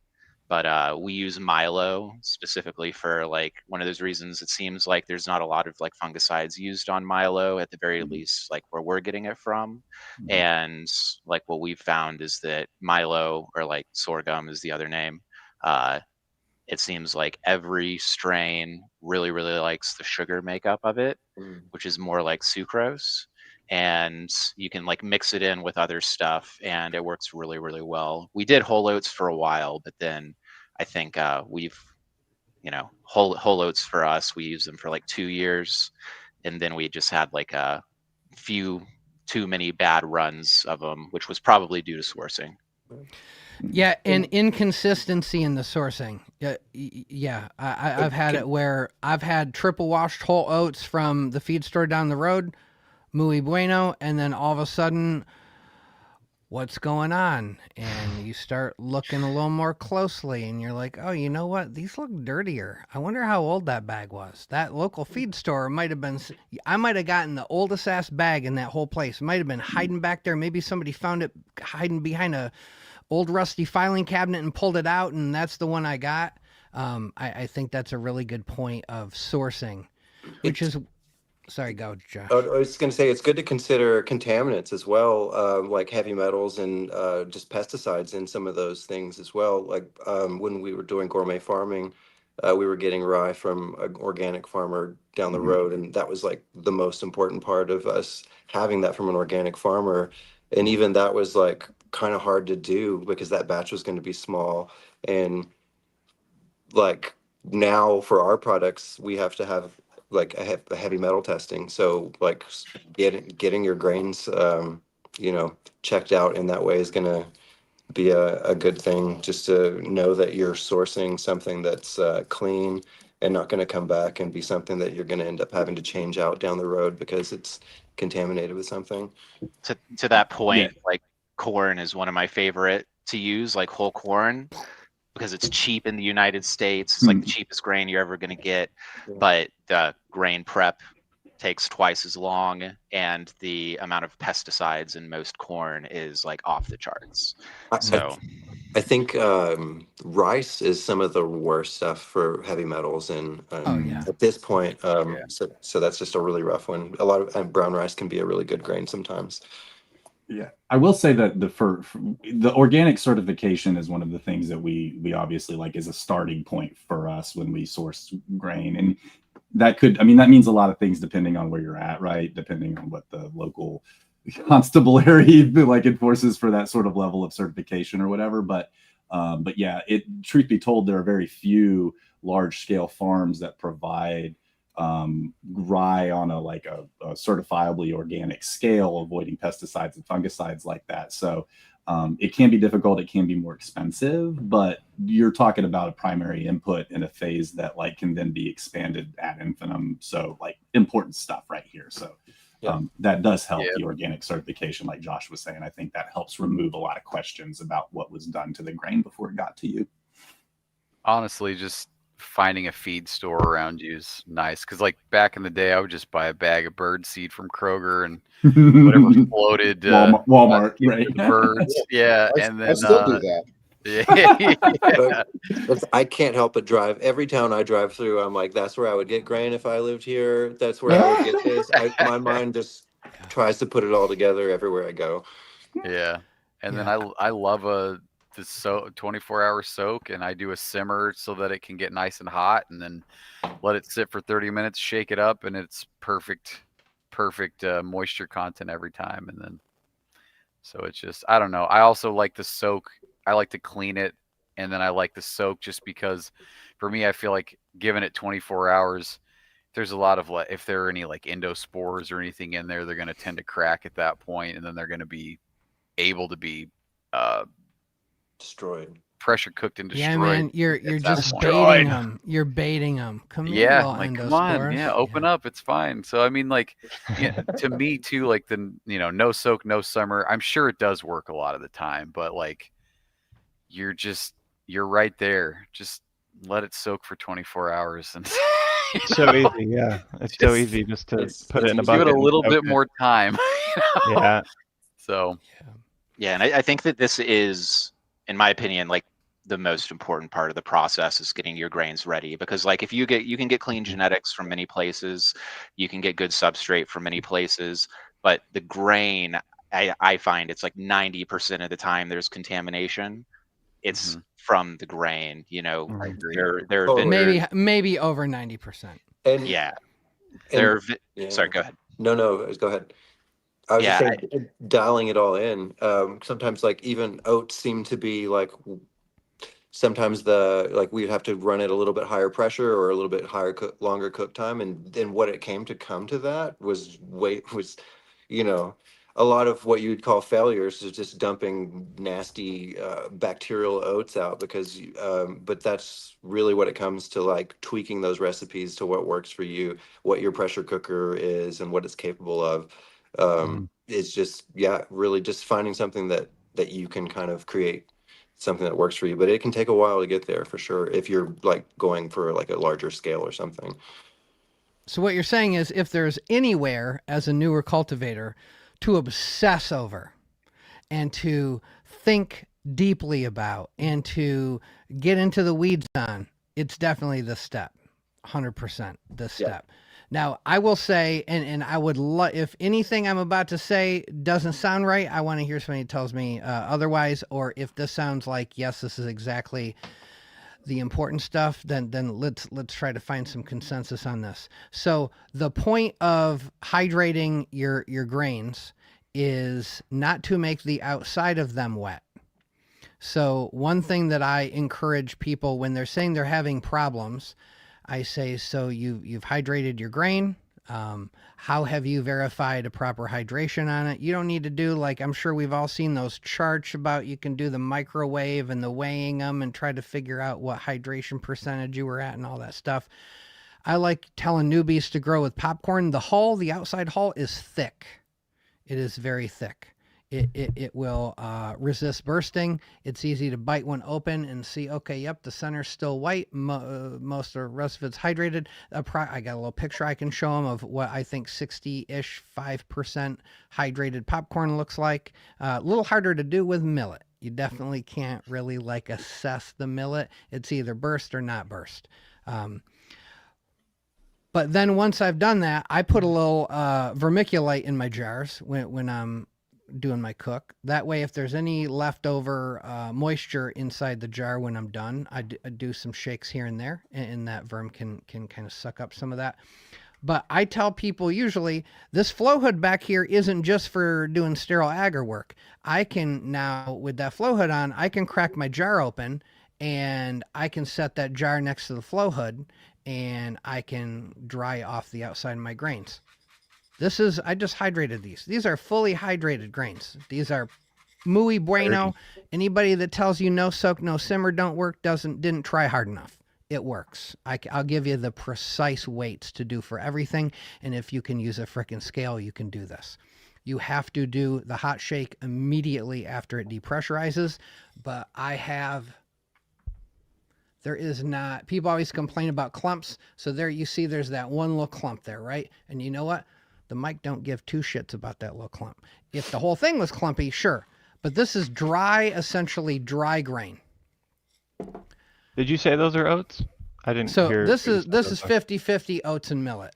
Oh, okay. Yeah. So I do that more for my exotics. So one thing we didn't touch on, I want to have you guys touch on a little bit, and I will just tell a quick story. Early on in my growing, I did an experiment and I colonized with the same liquid culture, monoculture, millet, oats, and popcorn. And I grew, I think there were the 32 quart sterilite tubs of each. I think it was ODPE. I wanted to see the impact the different size of the grain had, or the different nutrient profile or whatever.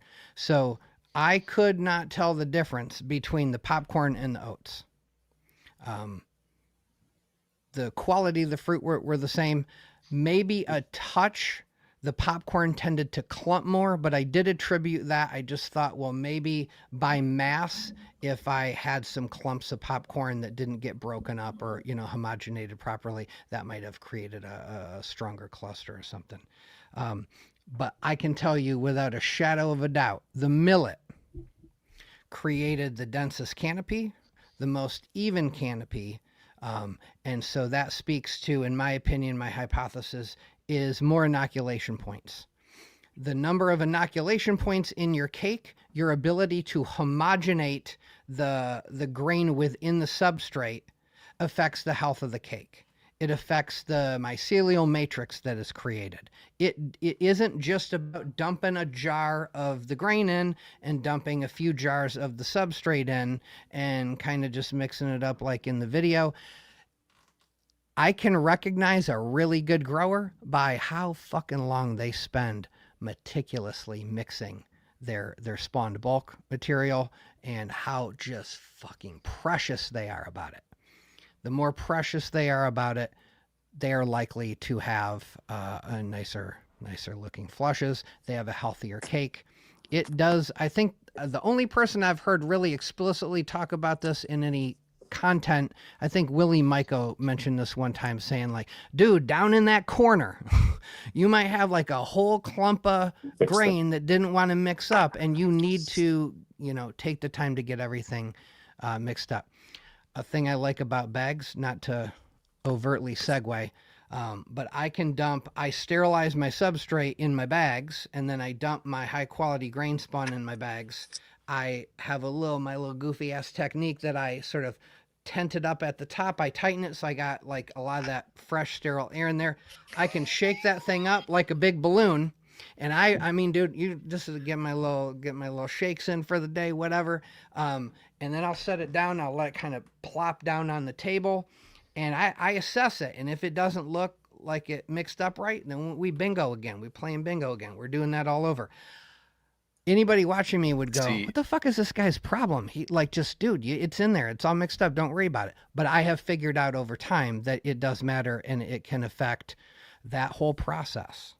See, that's exactly what I do. But so I use the bags to sterilize my substrate. That's how I mix it together. And then I just dump it in my mono tub and it's fine. Yeah, same thing. Spread it out. So yeah, it mixes really well with that technique, honestly. Yep. That's my favorite way to do it. Yeah, that's why I spend all that money on them unicorn bags. It's not even always growing them. It's not going to strip that way. That's true. But you can just meticulously wearing gloves. You do that. You see what's going on. If your grows have signs of Pseudomonas streaking in them, it's because you used your dirty ass hands when you spawned a bulk, and you got a bunch of skin bacteria in there, and the Staphylococcus aureus and the Pseudomonas aeruginosus, they all got in there, and you just got a dirty ass tub now. You can't do anything about it. So wear your gloves, at least wash your hands. That does matter for sure.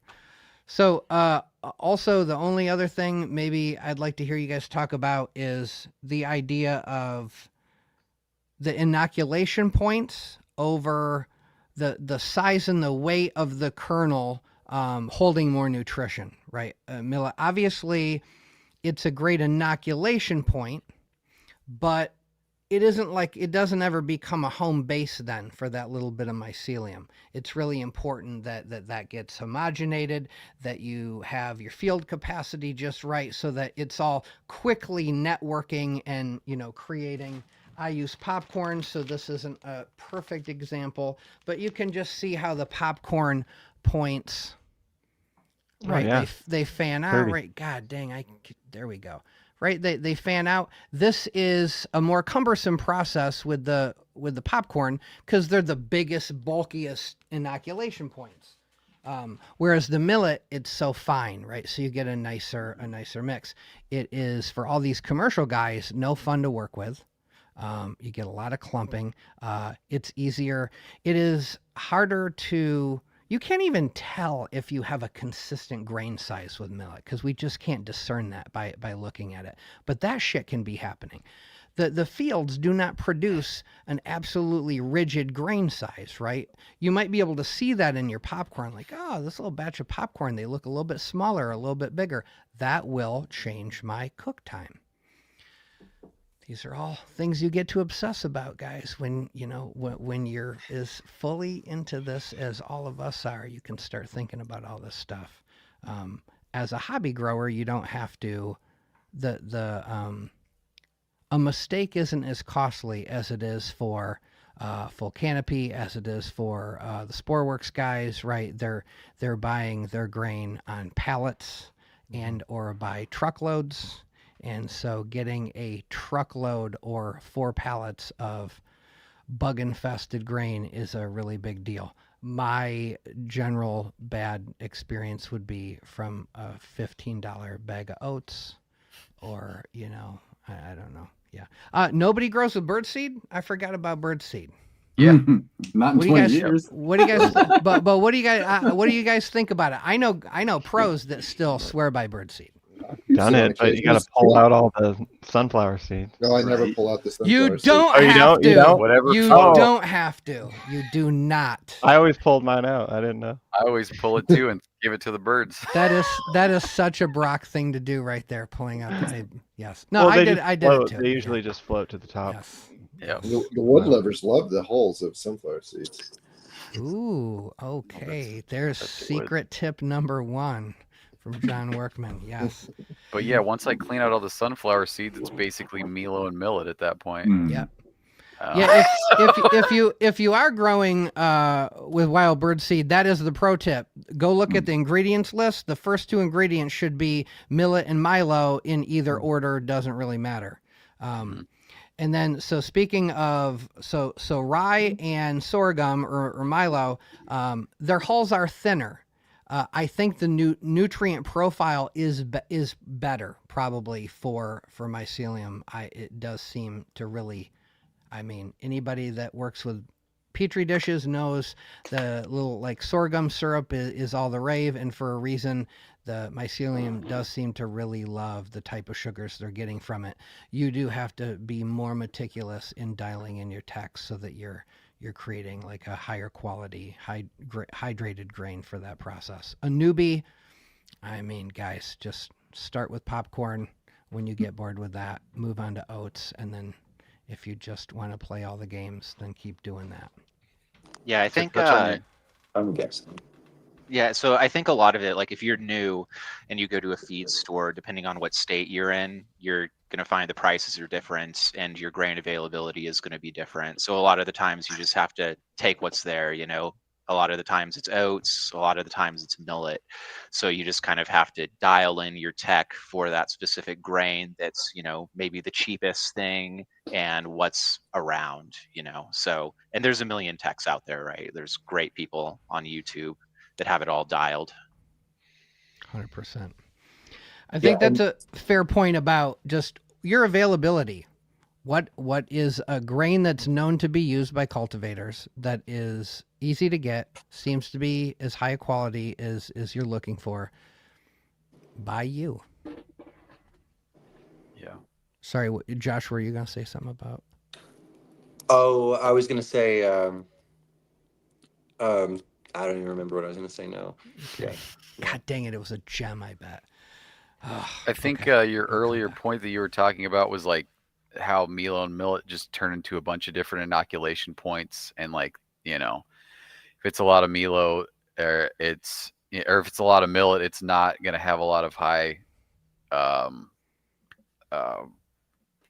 Boy, I've been up for a really long time. Sorry, I can have a lot high nutritional content. Nutritional content. Yeah, and so like that kind of sort of segues into substrate, but that's kind of why I do supplement the substrate, not just if you're using that and just growing with, you know, core or something like that, you're not going to have a lot of huge flushes because you don't have a lot of nutrition unless you put in some kind of liquid nutrient or something else. Man, I never even thought about that. The idea, if you ran straight, I bet you could do a pretty easy experiment to figure that stuff out too. Which flushed the longest by grain size. Yeah, that'd be an interesting test to figure out. I bet no one also has ever actually figured out. I bet there's a way you could use some math that I forgot to figure out like what the balance is, right? Like, because I do it by volume, so I know for a fact that I just put, like, I do it by volume, so I usually fill it up to the 600 ml mark on my jars. But I wonder if each grain properly hydrated weighs the same at that given volume. I've never even figured that out. I'm sure it's not that different, but I'd be curious. I think it's fair to point out substrate is typically where the stuff is getting its water from, but if it is quickly chewing through the grain that it had, then there would be a benefit to amending your substrate. And yes, there's the official segue into how you guys think about substrate. Some people don't amend it. Some people only use core. Some people use core in vermiculite. Some people do the CVG. Some people do that plus amend it. Some people swear by one amendment. Let's hear what you guys do and why you do it the way you do. Who wants to start? I guess I will. I can go first. Or yeah, go ahead. Yeah, Ron. you go. You go for it, first. Ryan. Cool. Yeah, so we use like a amended CVG, but I think that like no matter what you're using, again, like a lot of it, if you're new, is going to come down to what's available to you, right? So if you have like a Tractor Supply or something near you, and you can get wood chips, or you can get soybeans, anything like that. Wheat bran is a big one that a lot of gourmet people use. That works really, really well with cubes and exotics as well. Like, I think that when it comes to the substrate, if you're amending it, then you really want to look at like the balance. Like, what are you missing, right? Do you need B vitamins, amino acids, and stuff like that? But if you're new, CVG, cocoa, vermiculite, and gypsum is fantastic. It works really, really well, especially with all of the grains said previously. And, then you just basically go into ratios, right? So you're talking about how substrate is, your reservoir of water. So what we've found is we use a 1-to-3 ratio of grain to substrate, and that larger reservoir of water generally produces, like better yields, larger mushrooms. So I think like it's just like all availability, right? Cocoa can be pretty expensive. So, you can still grow cubes and other things on a master's mix, which is just, wood and soy hulls. So cubes will grow on that, especially if they've been like trained for it. A lot of people in their liquid cultures will use a lot of different peptones that'll kind of like train for a lot of the stuff that needs to be broken down in wood. So I think that, CVG for beginners is fantastic. A 1-to-1 ratio, if you're worried about contamination, I think is the way to go for new people, because it's just easy. You don't have to think. 1 pound of grain, 1 pound of substrate, mix it in or layer it in, whatever's easiest. And then, in most cases, that's going to outpace your contamination if there is any. And speed up the process. So if you're doing mating experiments, if you just want to see what this genetic looks like and whether it's worth your time, yeah, small container, 1-to-1 gets you fruit the quickest. Yeah, I like that. Yeah. So how about we talk a little bit about let's stay on ratios. I'm usually 1-to-3, 3-to-1, however you want to say it. But I've been moving lately a little bit closer to 4-to-1, depending upon the season, and how big I want my fruit to be, how fast I want this process to take. So let's talk a little bit about kind of what you guys think people get from all the way from 1-to-1 to maybe pushing your luck going to 4-to-1. I know some people that grow even 5-to-1 sometimes. If you have extremely vigorous genetic, you can definitely play that game. Let's come up with the ratio that is probably the smartest ratio to be at for a good while for most people starting out.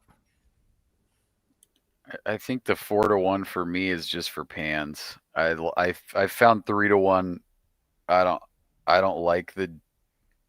I guess because I do a lot of multi-spore pan grows, I don't like the genetic density of 4-to-1.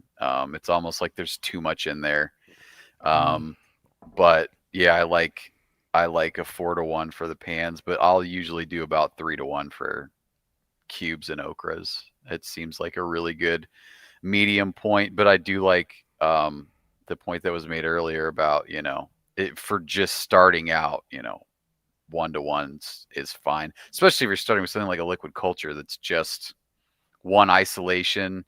You're just, like was said, you're outpacing anything that may be in there if you're not too clear, or if you're not too, if your sterile technique, if you're a little shaky on it.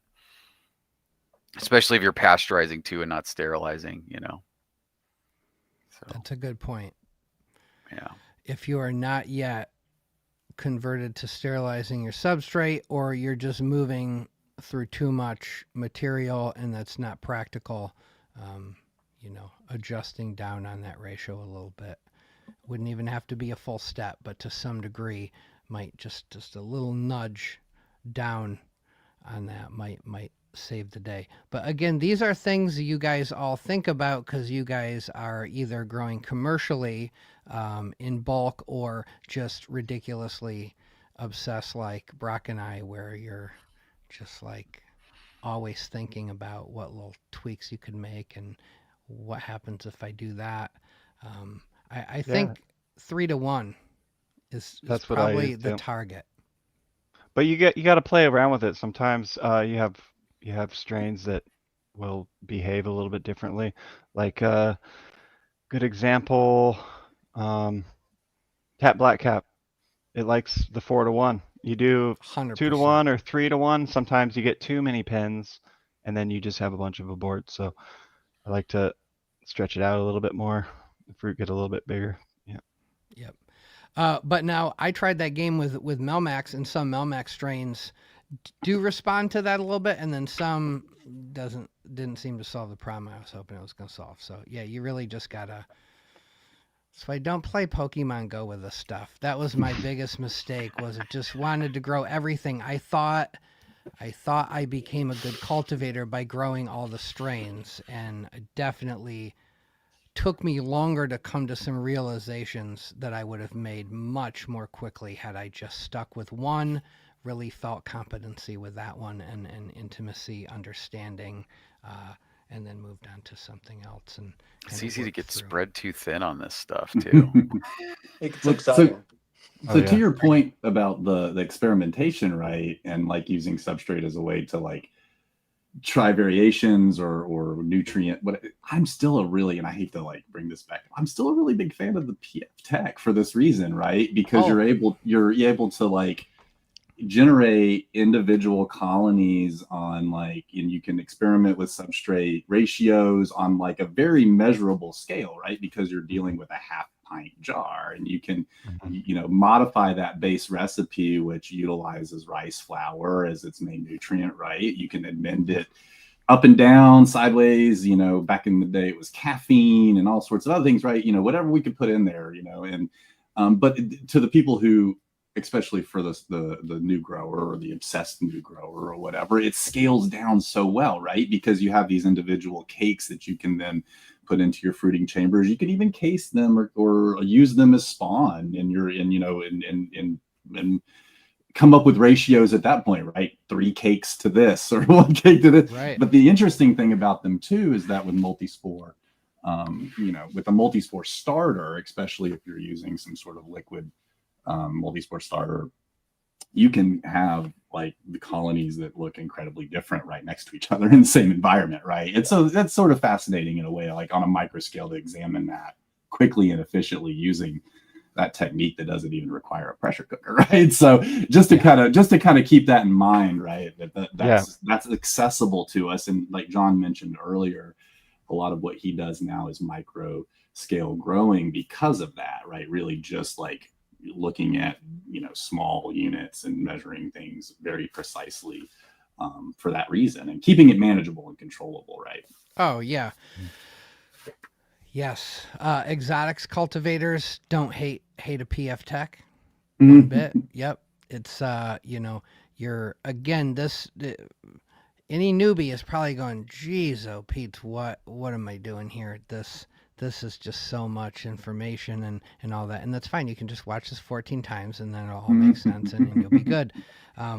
But knowing why you're doing what you're doing can also influence a lot of those decisions.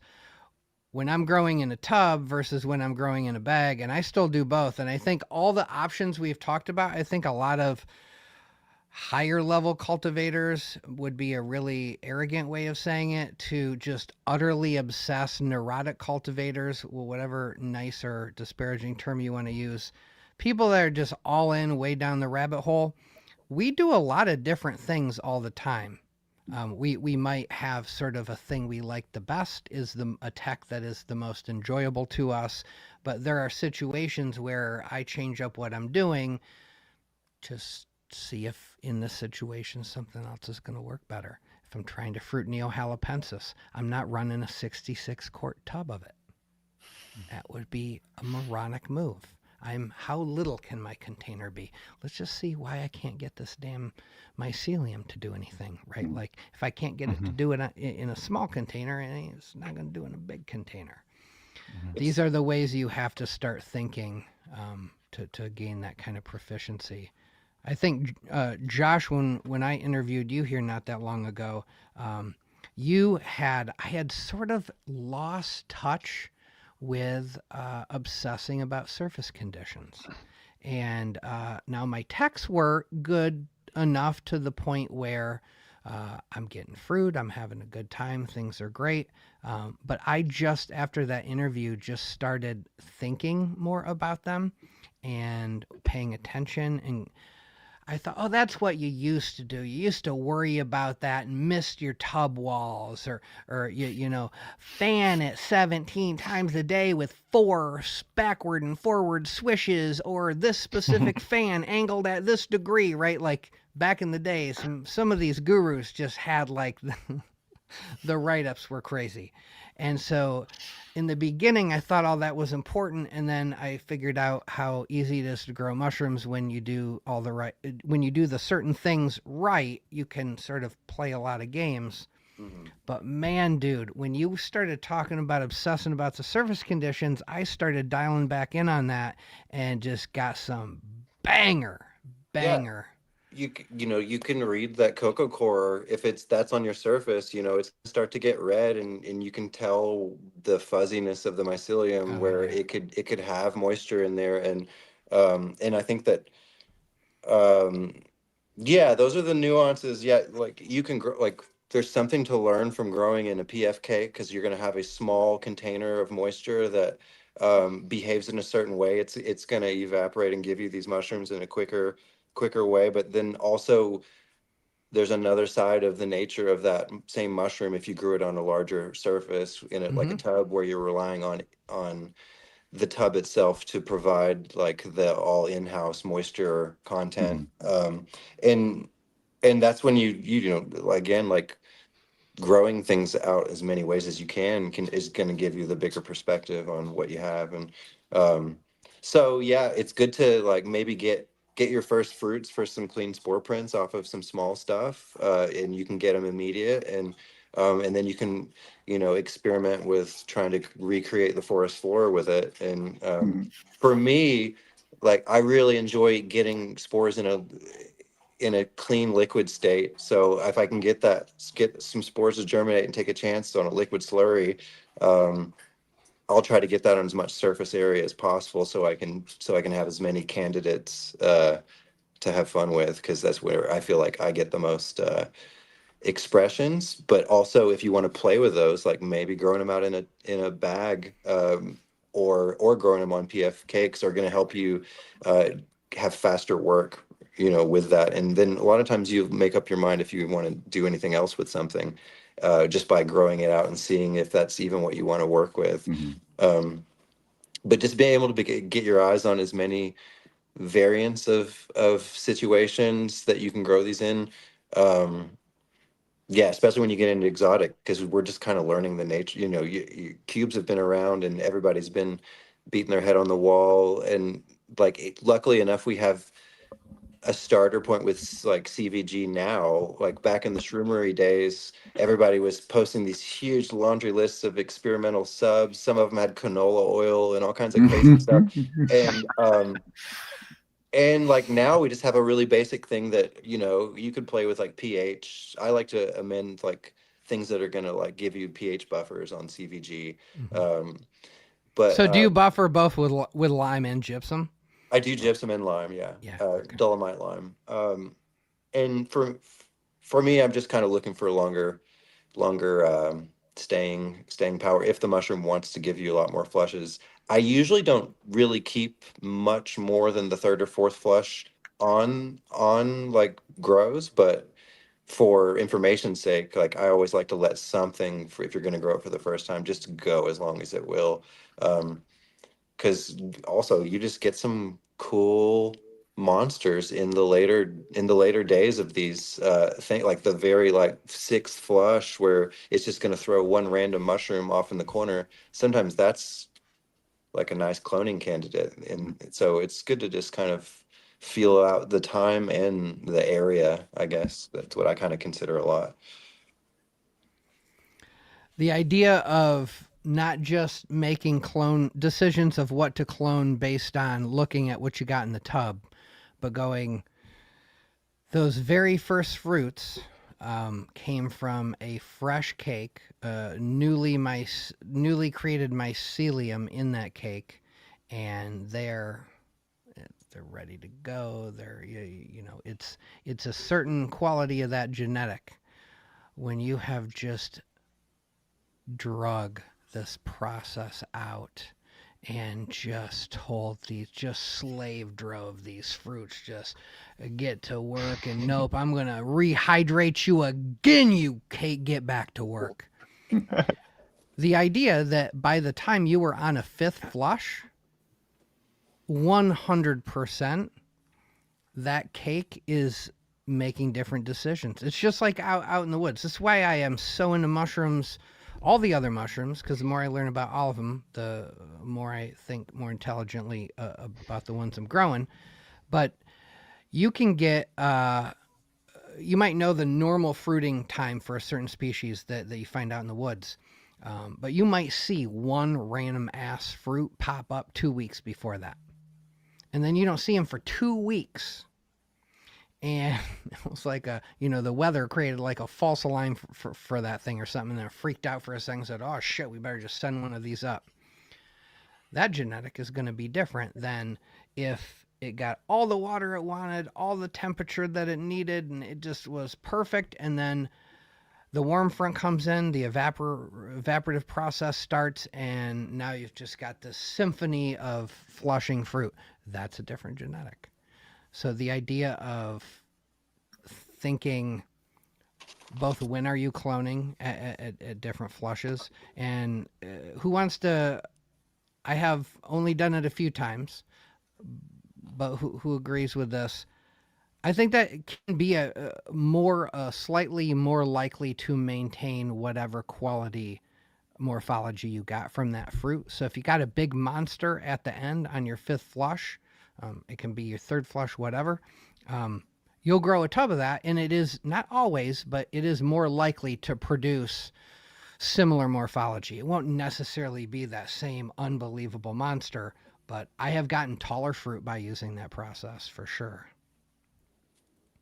What do you guys think? Late? No opinions. Okay. All right, guys. Homework number 1, guys, for you watching. In 2 years, that'll be your homework. Go get some data points on that one. So yeah, what tubs you use, why you're using them. It's not just, one is not better than the other. Some of the most amazing fruits I have seen have come from bags. Some of the best experiences from the mushroom I have had come from bagged fruit. Definitely some of the most beautiful fruit I've seen have come from a tub. So there's just different qualities, different reasons you're doing what you're doing. You have different parameters to consider all the time. If all you're trying to do is get caps that you can print, you're making a different decision. You're definitely growing in a tub. You're not growing in a bag. So all that stuff plays into why you make the decisions that you make. And then you're just going to like one more than the other as a new cultivator, especially for just the person that's doing it once in a while. I had on my friend Christina from Canada. She grows not every single day, but she'll go in phases. Okay, I'm going to grow for a few months and grow a bunch of cool stuff. And then I maybe won't grow for another 3 to 6 months. For a person like that, they're more likely just to kind of come up with the way that works for them and stick with it, and that's totally cool. We're just trying to give people more options, more thoughts around why they might pick one over the other. So as we move into bags versus tubs and sort of prepped all that, how about you guys talk about what you grow in and when and why? Whoever wants to start. I guess I could jump in. So basically, if I'm growing anything exotic, it's going to be just in a Martha tent because I work 8 to 10 hours a day, and I need it to just kind of maintain its own thing. So I'm able to set my fans up and my, my timers and my Inkbird humidity to just kick on the humidifier whenever it needs to. But basically, I don't really grow cubes too much anymore. If I grow anything, it's going to be okras, and that's always just in a mono tub. And I just like it because of the size, the amount of substrate I can fit in there.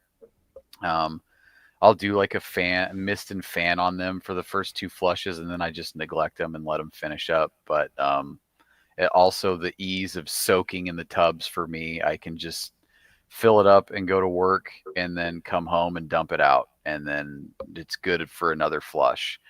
So that's kind of, and I also, behind me is my tent where I can fit 8 66 quart mono tubs in it and just, harvest when it needs to be harvested, and it's just set. I have those set up with I just took a thermostat and attached it to an extension cord, and it's got a radiator heater in there, so it just maintains the heat that I need it to down here, and I can just kind of set them and forget them for the most part. Is why I like them.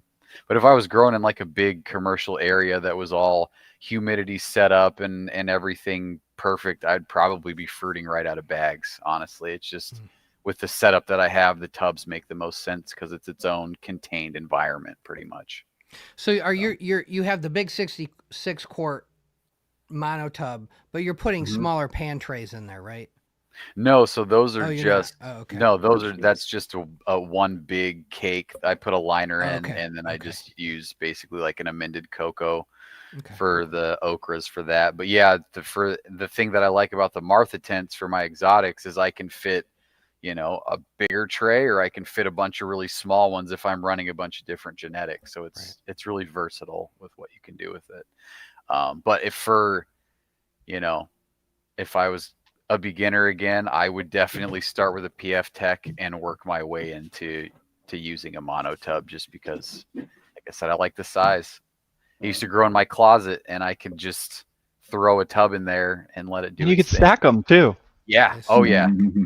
Yeah. It's great. You cannot stack these bags. No, man. For sure. There was, Brock, you probably remember this Instagram account, but these guys were heavy hitters. They had this one video where they're walking just down aisles and aisles, and I knew somebody affiliated with that grow, and they had like 2,000 of the stackable. God, why can't I even think of that company? The Easy now? Storage. No, what is that? Sterilite. No, the name brand. Micropose and them got out. Oh, what was that other company? Why can't I even think of them now? Max Yield Bins. Max Yield Bins, yeah, which they totally work. But they went and bought 2,000 of these stackable bins, and at $80 a pop, probably. Yeah, and so I talked to this person that was the consultant that helped them set this grow up, and I was like, man, that's a lot of tubs to clean. And they go, no, we just put bags in them. I was like, so why did you buy the Max Yield Bins for? Well, because you can't stack bags. And I just thought, wow. So that is shelving. It's just shelving. Yes. So you expensive shelf. Either you buy a bunch of shelves or Yep. So that is a downside. There are people where at home you have a top shelf in your closet, and if in my top shelf in my closet I can put 10 bags, side to side, I might be able to put 20 or 30 6-quart shoe boxes. Maybe I'll just put more things up there or not have to use as much of the space. So yes, some of those like logistics and practical elements for people, especially if they don't have a dedicated space. A proud moment is when they hop in my DMs and they go, I did it, or extra bedroom. Fuck grandma. She doesn't get a bedroom anymore. We now have a dedicated room for growing mushrooms. And I'm just like, you did it. You went all the way down that rabbit hole with us. Okay. I love it.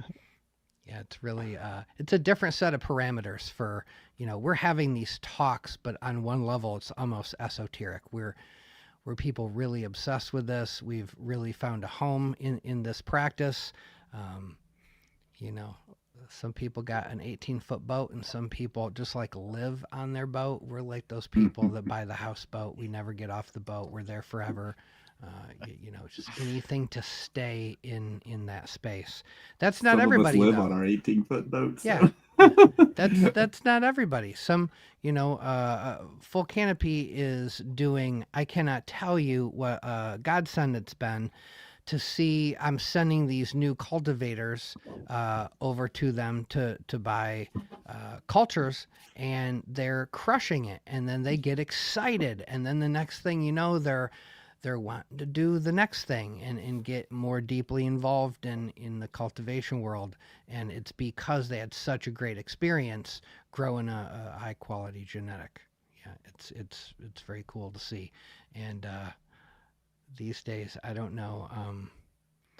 IG took a real big hit lately with Meta and all that. It's been pretty awesome to see these banging tubs from Josh. He's been, really making me miss the good old days of, big tubs and lots of fruit. And I don't have the luxury of taking that level of risk anymore. And I just don't need that much fruit. I get to play games with tiny tubs and experimentation. That's kind of where things are at now. But man, for new cultivators, there's a lot of options these days to get their feet wet, at a minimum, get the fruit that they want. Why on earth would you buy fruit from somebody? I mean, when I hear people talk about, I don't have they hop in my DMs, they just want to buy fruit from me. You lazy piece of shit. You can buy a LC syringe for $10 these days. Just, there are flea market culture vulture sites you can go to that you can get a $10 liquid culture. They stole it from Brock, or they stole it from another one of my buddies who busted their ass to create something special, and now they just vulture it. But you can go buy that, and you can go buy it all in one bag for $25, and for literally under $50, you could grow a bag of mushrooms. Why would you buy fruit from a random stranger you don't know? Hey, some people like walking into a store and getting their cannabis. They don't want to grow it, Mm-hmm. It's just kind of the same. Some people just want the medicine. So, but I mean, growing a cannabis plant is way freaking harder, dude. I feel like. I don't know. Do you disagree? When I started growing mushrooms, weed seemed to be a lot easier than like when you have to discover this language and everything. Sure. And also, just the timing of it. It just depends. If you want to do something like and just pour yourself into it, you can get as deep as you want in as many places. That's true. All right. So how many of you guys, before we move on, let's talk about bags. We covered this a little bit with Full Canopy's episode, but let's talk a little bit about what challenges you walk some of the new customers through when they grow in bags for the first time. Where are the hiccups? Where are the problems? And how to kind of get them thinking right about bags so they don't have those problems. Yeah. So, go ahead. Yeah, for Ryan. Yeah, so I think when it comes to bag growing, most people that are doing bag growing are probably getting an all-in-one from a vendor. So that means you have your grain at the bottom, you have your substrate on top, and then there's a filter patch, which is normally a 0.5 micron filter patch. And so I'm talking specifically about like 10T bags from Unicorn.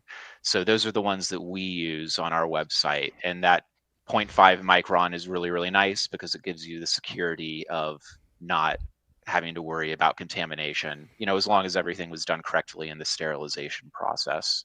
So I think that when it comes to bags, the main thing that's great about it is that for the most part, it's set and forget. So you don't really have to worry about it as long as the genetics have been dialed in for bag tech.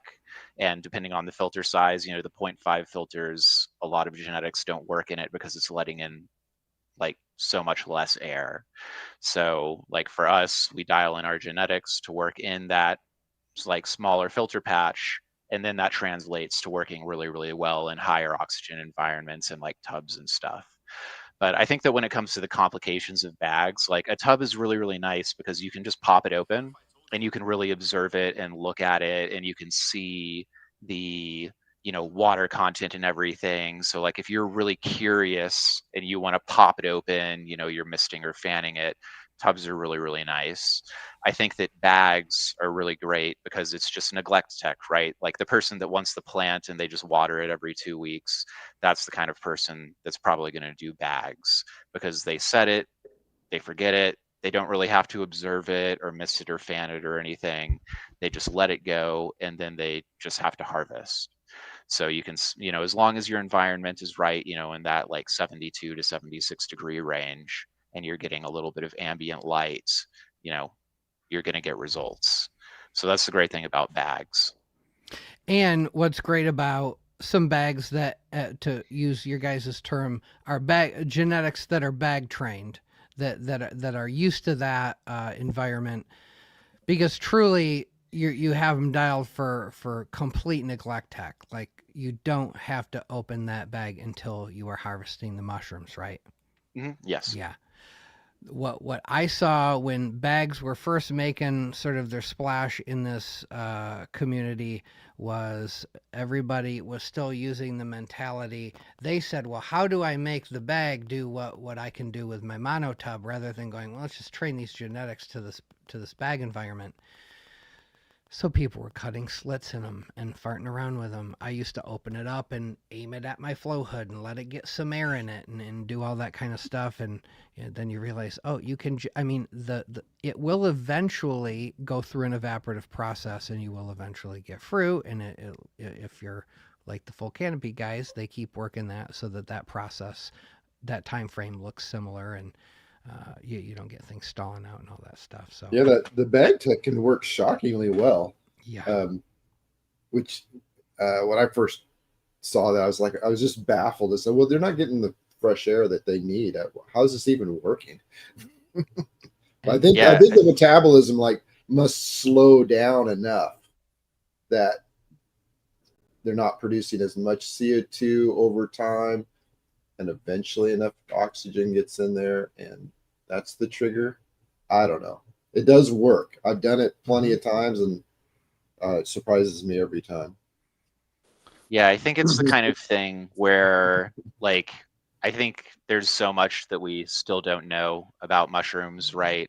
Like, I think that most people's tub environment is probably closer to 1,500 parts per million CO2 to 2,000, especially if you're only fanning it once a day, and generally in bags, that's around where you sit. And that's where our room sits as well.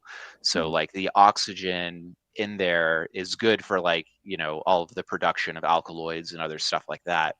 But I think it's important to meet people where they're at, and most people that are new or just learning about mushrooms and everything, all that they want to do is see a mushroom grow.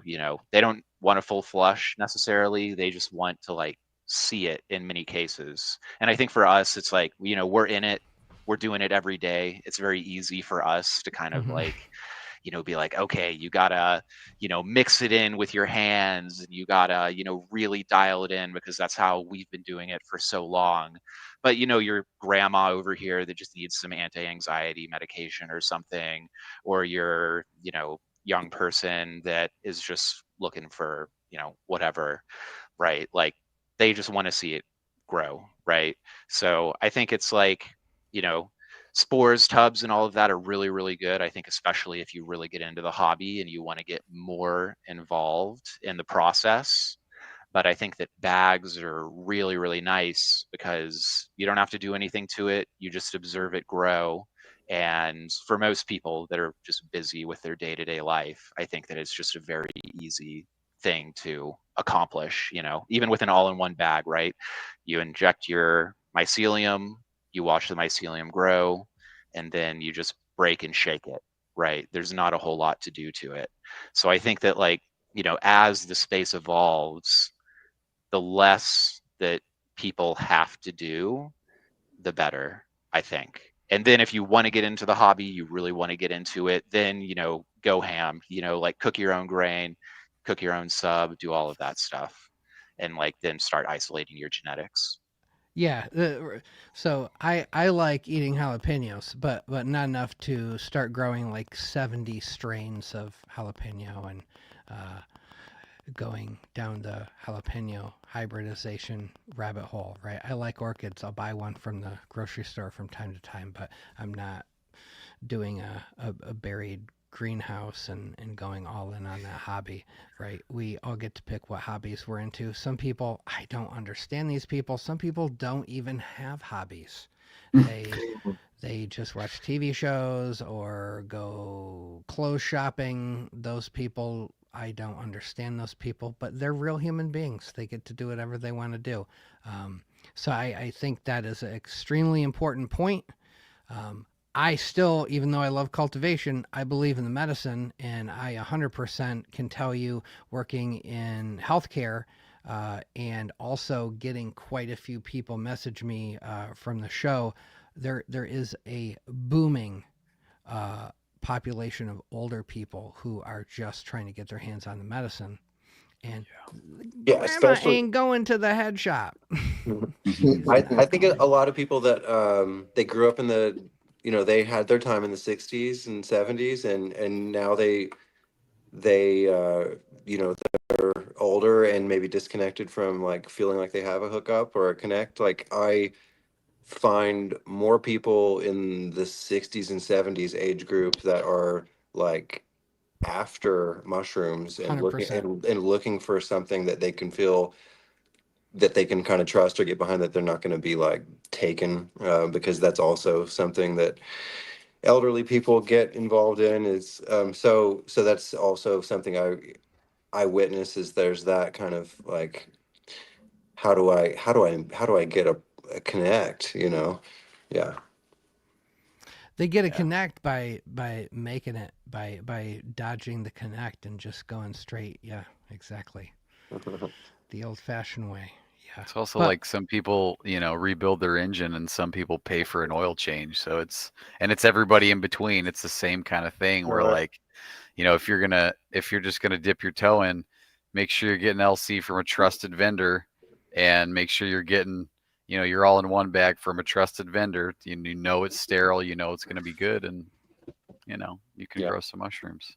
Right. I mean, because realistically, we're talking about, you know, $10 to $20 for your genetics, give or take shipping, and then probably $20-$30, give or take, for your, you know, all-in-one bag or various sundry assembled substrates. And I mean, that is the deal of the century, people. I mean, seriously. Outside of us giving, I mean, outside of it just sort of being there for you to pick up whenever you want it, like it's the fucking deal of the century. So like to be able to get to that, have access to it, to have this wonderful community behind it, to show all, you know what I mean? Like it's that, to put it into perspective, right? Like literally, and the substrate vendors are killing it. I mean, there are some folks out there that are doing amazing work with large scale operations. Like my Instagram, I can't pull up my Instagram sometimes because I'm just like, God, what the hell is this? Like you can park a semi truck in that sterilizer. Like they did park a semi truck in that sterilizer. Like, you know, it's just, it's ridiculous. And that, I would say at this point, I would be, I don't know, this is just sort of a random ass assumption. I would say that their substrate suppliers are probably doing better business than the genetic suppliers at this point. Like that would be 4 million%. That's, I already know some of the numbers. That's there's no question on that. So that should tell you something about accessibility there, right? Yeah. So I mean, when you're talking about how people get to it, and 90% of that stuff is staying in a bag, I would venture to guess. I mean, there's probably a segment of the population that is doing grained, bulk transfers, but it's almost all in ones, or CVGs that are being spawned in bag and just neglected. I mean, it works. Why not do that, right? But those people aren't just, they're not bringing in $500,000 a month in revenue by one-off sales. A lot of those people have very big accounts, because don't forget, this blue rush is a real thing and everybody's trying to be somebody. And so you're going to see that only the strong are going to survive. It's just like when you do a multi-spore syringe direct to grain, guys. Only the strong survive. Right now, there is most of these guys are just keeping up. Usually they're having to scale up. They're hiring more staff. I've watched that's plateauing right now. And now you're going to start seeing that slowly come back down because everybody's realizing, oh shit, this dumbass MycoGeeky said, let's break down the walls of gatekeeping. Let's teach everybody how to do the fancy advanced things. And me and Ed were like, we're going to do it. We're going to show everybody how to do a cross. We're going to show everybody how to do this. And I'm going to bring these cool people like Dirty South Mycology and people like that became sort of emblematic and a little bit cultly appreciated. And then everybody goes, I'm going to do that. I'm going to do that. I'm going to do that. And I'm sitting here going, Jesus Christ, did I play some role in just everybody going, I mean, I'm not just going to grow for myself. Of course, I'm going to figure out how to turn it into my livelihood. But you're going to see that's all going to come down. It's all going to be right sized. And the people who truly love to grow mushrooms, we're still going to be here. We're going to be growing them on the regular because we can't help ourselves because it's where our passion truly lies. And those are 100% who you should be buying your genetics from, who you should be buying your substrates from. The people who weather the storm. I mean, do you guys know that fucking Sporeworks literally has their culture's DNA sequence to make sure that the rare exotic strain that they're selling is actually that thing? Like, that is taking shit seriously. Or I'm not surprised they're still around for a reason, Yeah, right? And like, if you get a golden teacher from me, it's good. Trust me. Oh, I've worked it to death.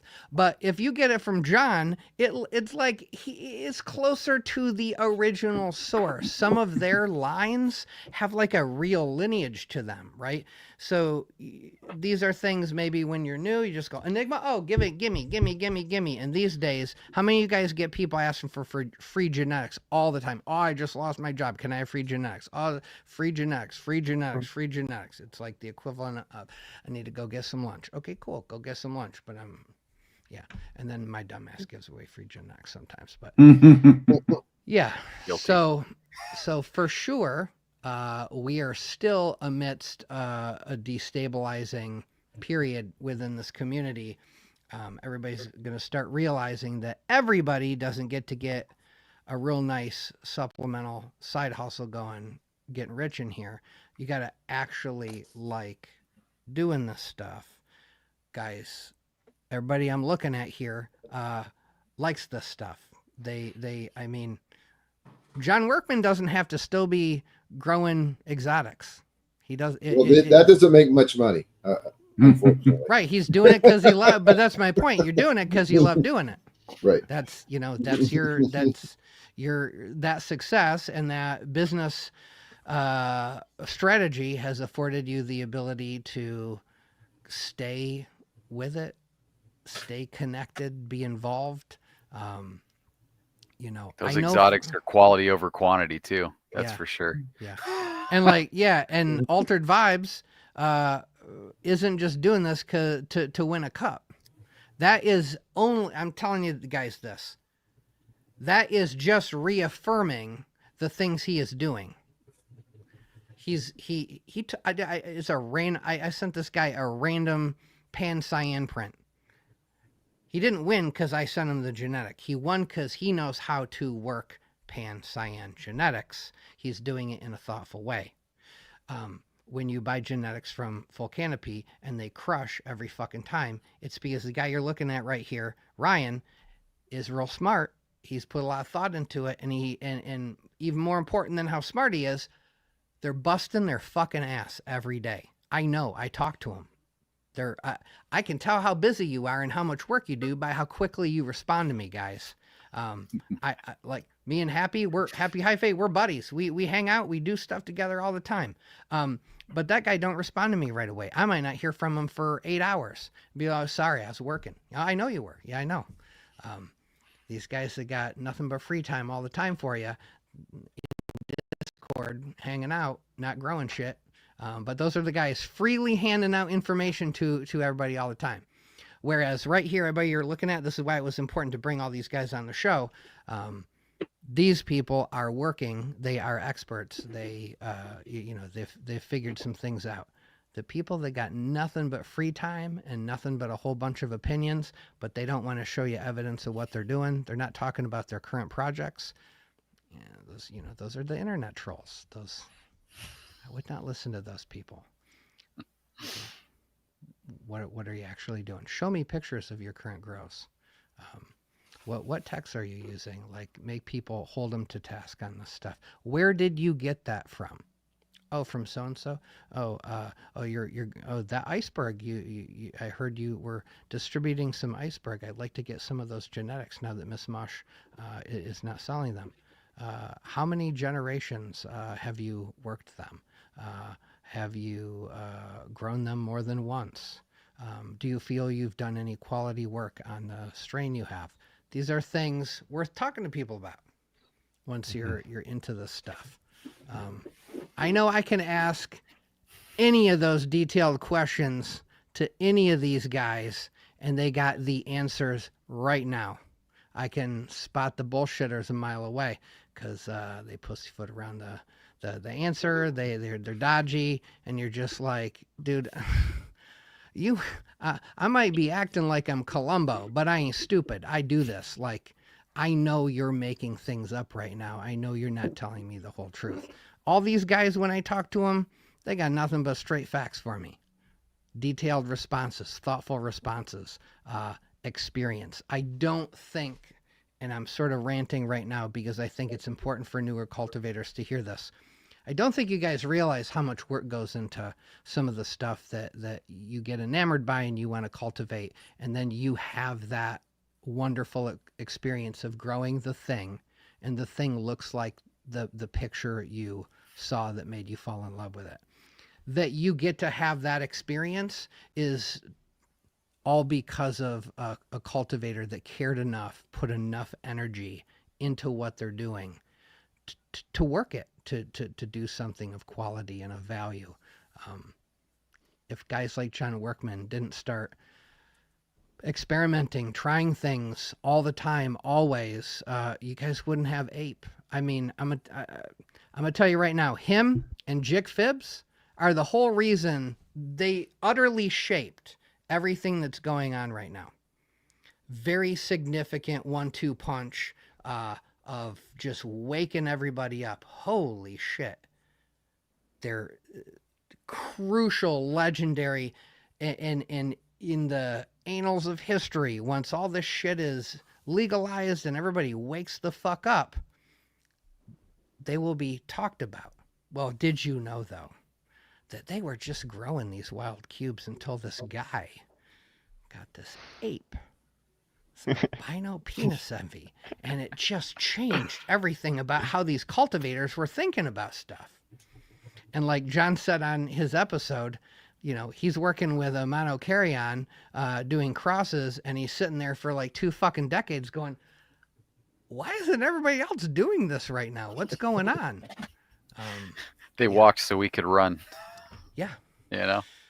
Yep. Yeah. But that, and then when Jick Fibs formed the Tat Syndicate and got very serious about isolations and had a criteria and a standard, and they created a whole web of very interesting mushroom genetics to work with. Those two guys really shaped. I mean, I never see anything going on in this community that's not shaped by what they're doing.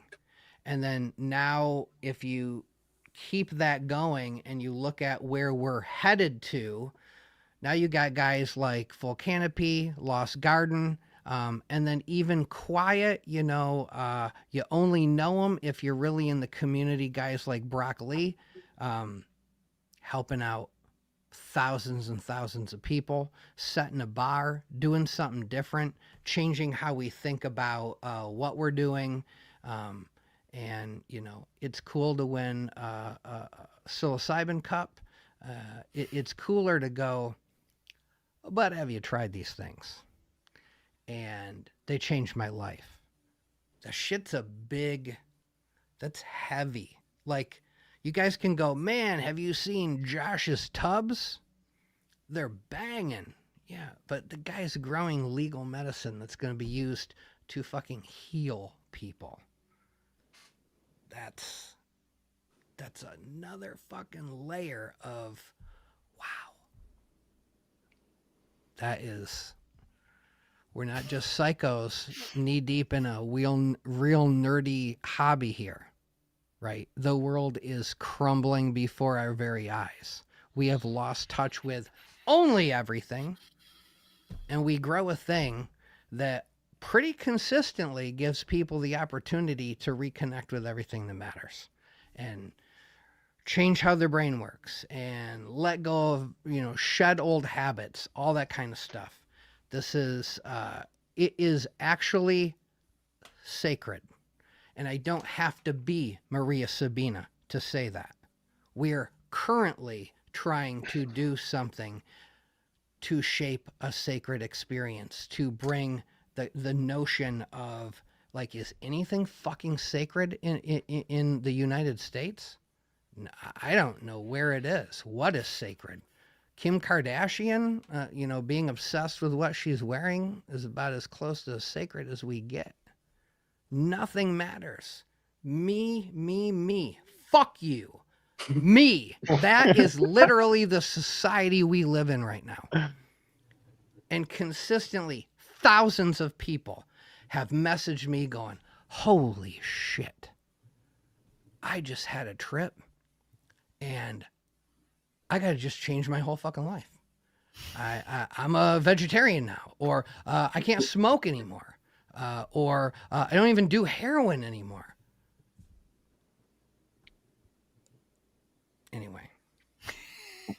Really shows you the big picture. It's the big fucking picture. Yeah. Yeah. It does. Yeah, these things work on a personal level for so many different people, and that's the beautiful thing, is that people can, when they do find what works in this medicine, like all of a sudden that's the thing that finally did work, it seems like. And that's a super special relationship to have, even just in this time we have here, is to find something that helped in the way that these medicines do. So yeah, that's what I want to get behind. Yeah, same. So let's say that an all-in-one grow bag and some liquid culture gets 10,000 people the medicine they need. It might also get 5 people down our rabbit hole, and 1 or 2 of them might come up with a strain that has a medicinal value like we've never seen before, that goes from getting 40% of people who have a trip to stop smoking to, for some reason we can't even figure out yet, because we might know a lot but we don't know everything, now this strain gets 70% to stop smoking. I already hear this about strains. Some strains are better for anxiety. Some strains seem to have a spiritual component. And I'm sitting there going, I couldn't have it. It's your set and setting. You're bringing something to that. I don't know that. Yeah. So, we're not just growing medicine for ourselves.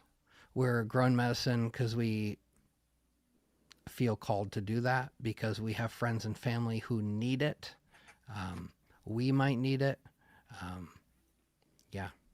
It's a pretty powerful thing. So for all the newbies, get your feet wet, grow a couple mushrooms.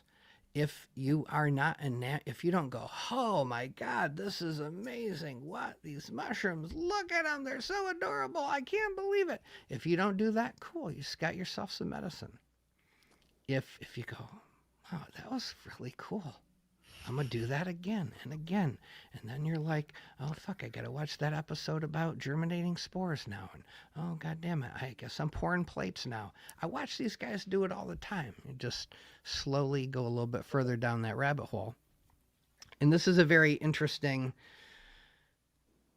I think, situation that we're in, because we're, you guys are selling genetics and helping people learn how to be better growers, and then a lot of them end up doing the same thing you do. And you guys I've watched everybody go through this process in the last 5 years of the number of times there's the doting admirer, the fanboy, if you want to use that term, where they're just they hang on every word you say and da da da da da, and then the next thing you know, they're in your DMs going, "You want to buy some fruit from me, bro? I taught you everything you know. You couldn't grow a goddamn thing before I started talking to you and helping you out. Now you want to sell me fruit?" The teacher becomes a student. The teacher becomes a student. But, and you can get mad at that, or you can go, wow, yeah, that is what we're doing here sometimes. Not always, but that will be a part of that process. Somebody, I'm not going to get into specifics, but there's somebody here who taught somebody everything that they know, and then that person skedaddled off and just cloned that entire process. That is where we're at with this stuff, because we don't have always the same legal recourse because of this little gray band that we're operating in. Yeah, that's why, thank God for Josh in Lost Garden paving the way for what that might start looking like for the rest of us one day. You get to be the guinea pig. Luckily, you're an ethical, organic, locally sourced guinea pig that's gonna do everything the right way, and yeah, I think that's good. So I've got a quick question on if I can. Yeah. Cool. So yeah, I think John, you brought up earlier liquid culture and like some of the maybe dirty liquid cultures that are kind of easy to spot visually.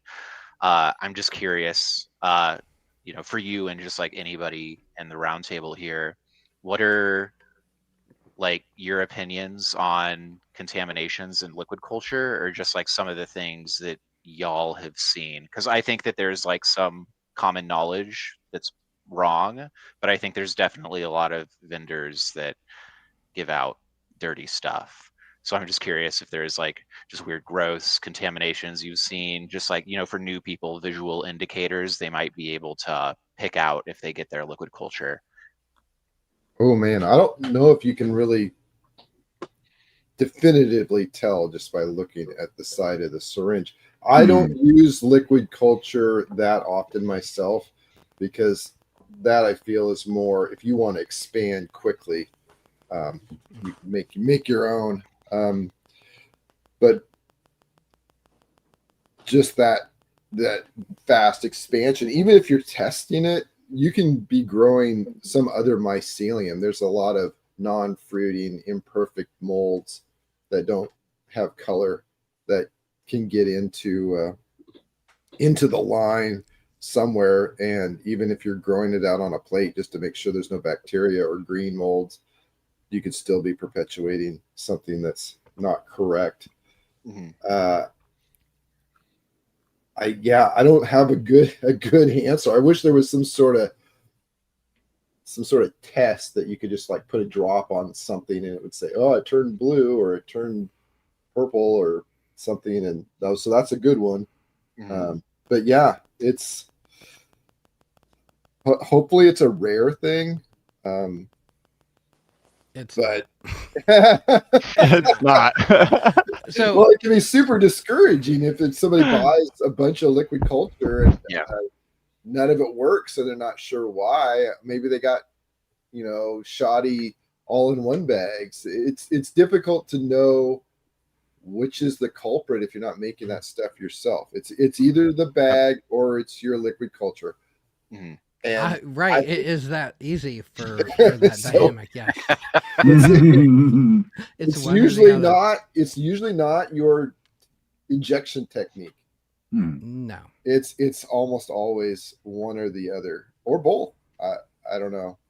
It's unfortunate because that is a really easy way to grow. If everybody was successful their first time, then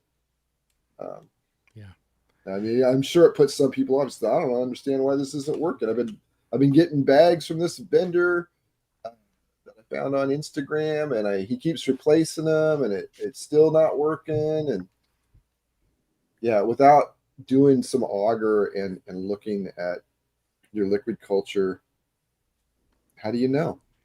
You don't know. So I know a lot of you guys are mostly Spore. For whatever reason, I have just always felt like, especially after getting a bit of an audience and people ask me so many questions, sometimes I just learn how to do something and really think about something just so I can have a thoughtful response to it. So I don't sell liquid cultures. I never have.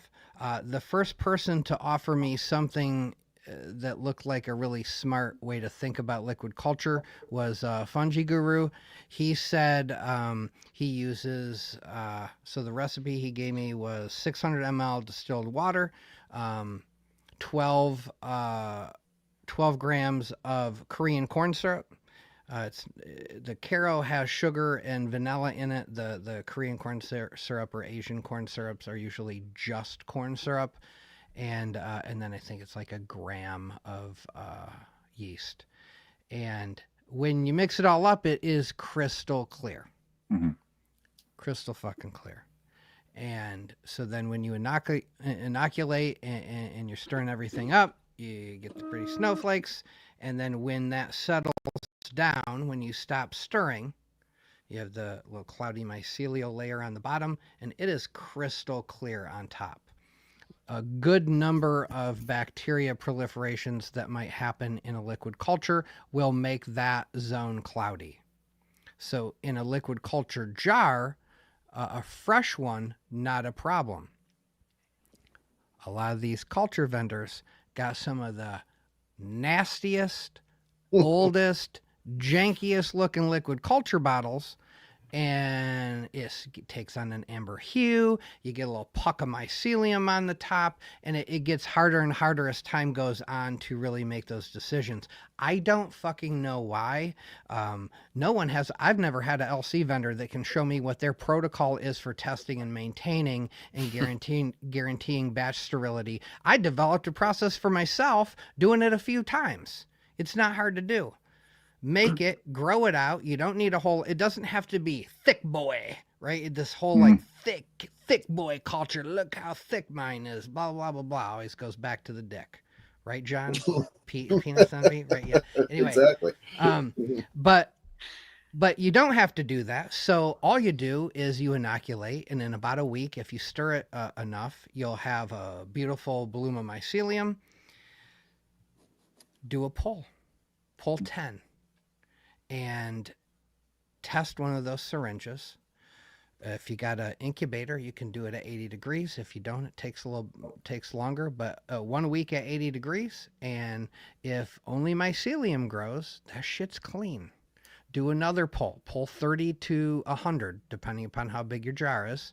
And you can pull those, and you can individually wrap them and put them in your refrigerator. And you can, when you do that second pull, you can also batch test one of those syringes as QC. And at any point, then you have control over your batches. You're batch testing every fucking pull. You never pull one single syringe. You do not penetrate into that, or what are the new fancy contraptions that everybody uses now. You don't do any of that. You only pull at some quantity, at some, in a batch. And so, I mean, let's be real, guys. The shit is not expensive. It's not even that time consuming. So if a batch goes bad, no worries. I got a previous batch because I'm always going to keep 2 or 3 in the fridge. I go back to my earlier batch that isn't contaminated, and I can, guess what? Knock up a new jar. If you don't, when I talk to anybody, if they don't tell me I have a expiration date for my liquid culture, and I have previous pulls that I can re-inoculate, so that I'm sort of cycling through. If I have, I would crush liquid cultures, because I know how to guarantee no one is ever getting dirty shit, ever. But no one puts that work in, and none of this shit costs a lot of money, and most of them are culture vultures anyway, so I don't know what they're really bitching about. So those are my thoughts. How do you tell it out of a syringe? Got to test it on agar. You can't. I was going to say it goes to some on agar. agar. Yeah.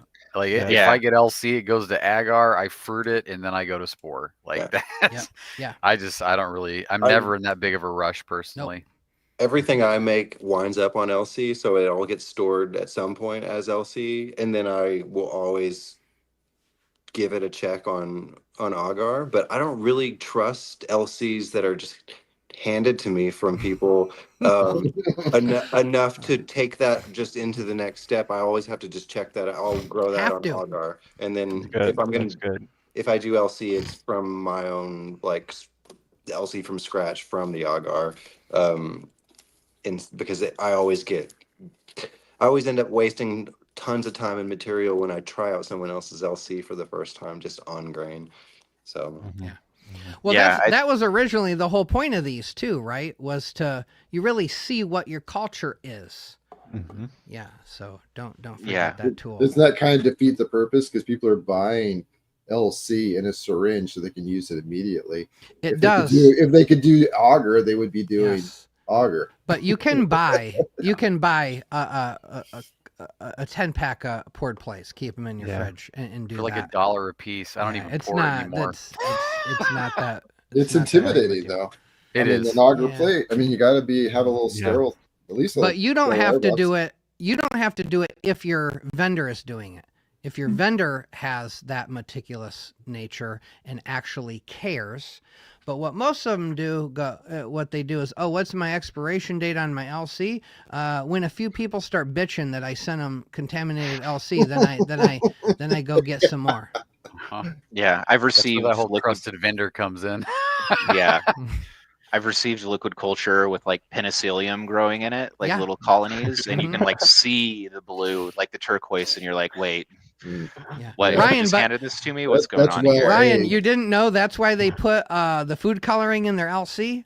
Mm. Yeah, Oh run my for the God. hills. If they Don't got do food that. coloring in their LC, run for the fucking hills. That is to hide. Yeah, Dude, I it's think blue. It's super potent though, right? Blue guys. I think that when it comes to like vendor cleanliness and liquid cultures, Huge. there's like general knowledge, right, that's kind of been passed around, which I think is wrong, which is that clarity means cleanliness. Yeah. And I think that if you're new and you're making your own liquid culture and you're only using like sugar, honey, that kind of stuff, then that's true because you're not using higher nutrient liquid culture and you're just getting started, right? So you're probably using like 1 to 3% nutrition by volume. So I think that's true. But I think that as you start to get more involved, you make higher nutrient liquid cultures. You know, like if you use grain water in your liquid culture, that's not clear anymore, right? No. So I think that like our process is when we pull our liquid culture, we do a test on the first pull and a test on the last pull, and then we do a gram stain as well. And what the gram stain allows you to do is it allows you to see the gram positive and negative bacteria. So then you can actually say, hey, this cloudiness is a bacterial contamination. And most of the time, and at least with us, we use a higher nutrition liquid culture. It's not the case, right? Like you're not getting any bacteria, even though it might be super cloudy. Now with like the viruses and stuff, right? Like I don't even, how do you, unless you're looking under a specific microscope, I'm not sure like what magnification you would see viruses at. But Electron microscopes don't yeah, even pick them up. like- so there's no way to find them. No. Yeah. Yeah. So I think that that's like, not even relevant currently. And then with other fungus, I think that those are things that will show up on agar. So yeah, but I think that like if you're a vendor, I think that you really need to be doing all of these different steps because like you're giving somebody maybe their first experience. And like Yes. for me, if my first experience in something is bad, I'm probably not going to pick it up again for like 6 months. So you want to ensure that that person's experience is good. And if there are any problems, you can help them troubleshoot and you can ensure that it's not coming from you. Mm-hmm. yeah. Yeah, the clarity thing, when I also, just so everybody knows, if your clear liquid culture suddenly seems to settle, but it's still cloudy, that is just a positive indicator for a contamination outbreak. You can absolutely have crystal clear liquid culture, and it's probably just because the bacteria is hanging out with the mycelium. So when the mycelium settles, it's not really isolating a bloom or anything like that. Which is why all you really got to do is give two shits and have a modicum of a plan about how to handle that stuff. And You can also, sorry, yeah, I mean that's Yeah. it's that you can easy. also have like very wispy mycelium and very milky mycelium. Mhm, So yeah. like, I've seen syringes that are literally just all mycelium and they work really well, and syringes that are super wispy and they also work really well. Mhm. So it's like, it's really hard to visually identify. Yeah, to be fair, haven't you seen if you got that real thick clumpy mycelium, especially if it's like you can tell it's from an older jar and it just comes out in one little like fucking snotty clump and it just sits on that plate for a week and a half before it does anything anyway. I like the lighter, less is more. It seems to germinate more rapidly. I can identify contamination more quickly. I'm not saying if you're using higher nutrition broth to speed up a process because you're moving through liquid culture, that's a completely different situation than what a lot of these people are experiencing. You're still batch testing. You care. Have you ever done a pull from a jar of liquid culture that sat on your shelf untouched for 8 months? No. I mean, but this happens regularly. These people have literally 100 jars sitting on a shelf. And, oh, look, somebody ordered Buy Spores today. Oh, Just go back to the Buy Spores never sells, but look at me, I just made $35 and they go do a pull and then they wonder why that shit's contaminated. Well, you didn't fuck with it for that long. You didn't even hardly look at it. You're a robot now. You just did a pull and you moved on. Yeah. It's also important to grow out everything that you sell. yeah. Everything, every batch. Only said that 4,000 times on the show, and yet look at where we're at. And yeah, people don't care. You should also be this is a good general point. Someone had mentioned earlier that they sort of have like I think maybe Altered Vibes said this. Even when you get to experiment a lot, you don't get that satisfaction of the full flush or the great looking fruit. A lot of this process work is maybe you got to look long term for the gratification. And so just having like an occasional just stable grow where you're just doing like mild tweaks occasionally to it or whatever. Like I'm never not growing Timbit or Cambo, stuff like that. It just feels nice. It's like your security blanket almost a little bit.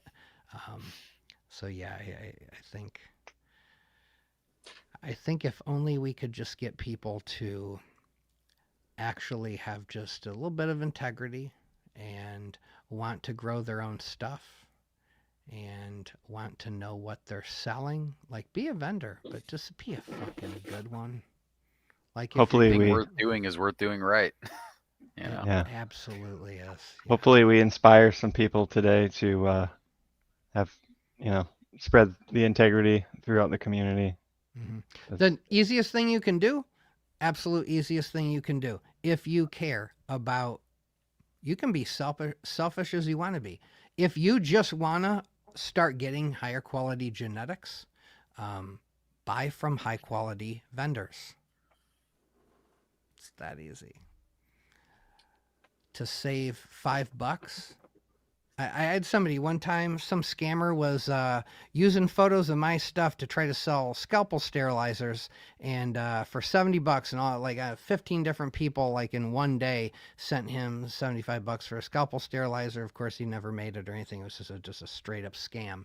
And then people would be in my DMs trying to make me feel bad for him. And if you're listening, yep, I'm gonna tell you how I felt about it at the time. Trying to make me feel sorry for them that they got scammed, which I do. I mean, I don't want anybody to get scammed, generally speaking. But then they thought like they could get a discount buying one of my sterilizers because like the rationale of them getting scammed, could you take $75 off the cost of your sterilizer? No, you're scammed.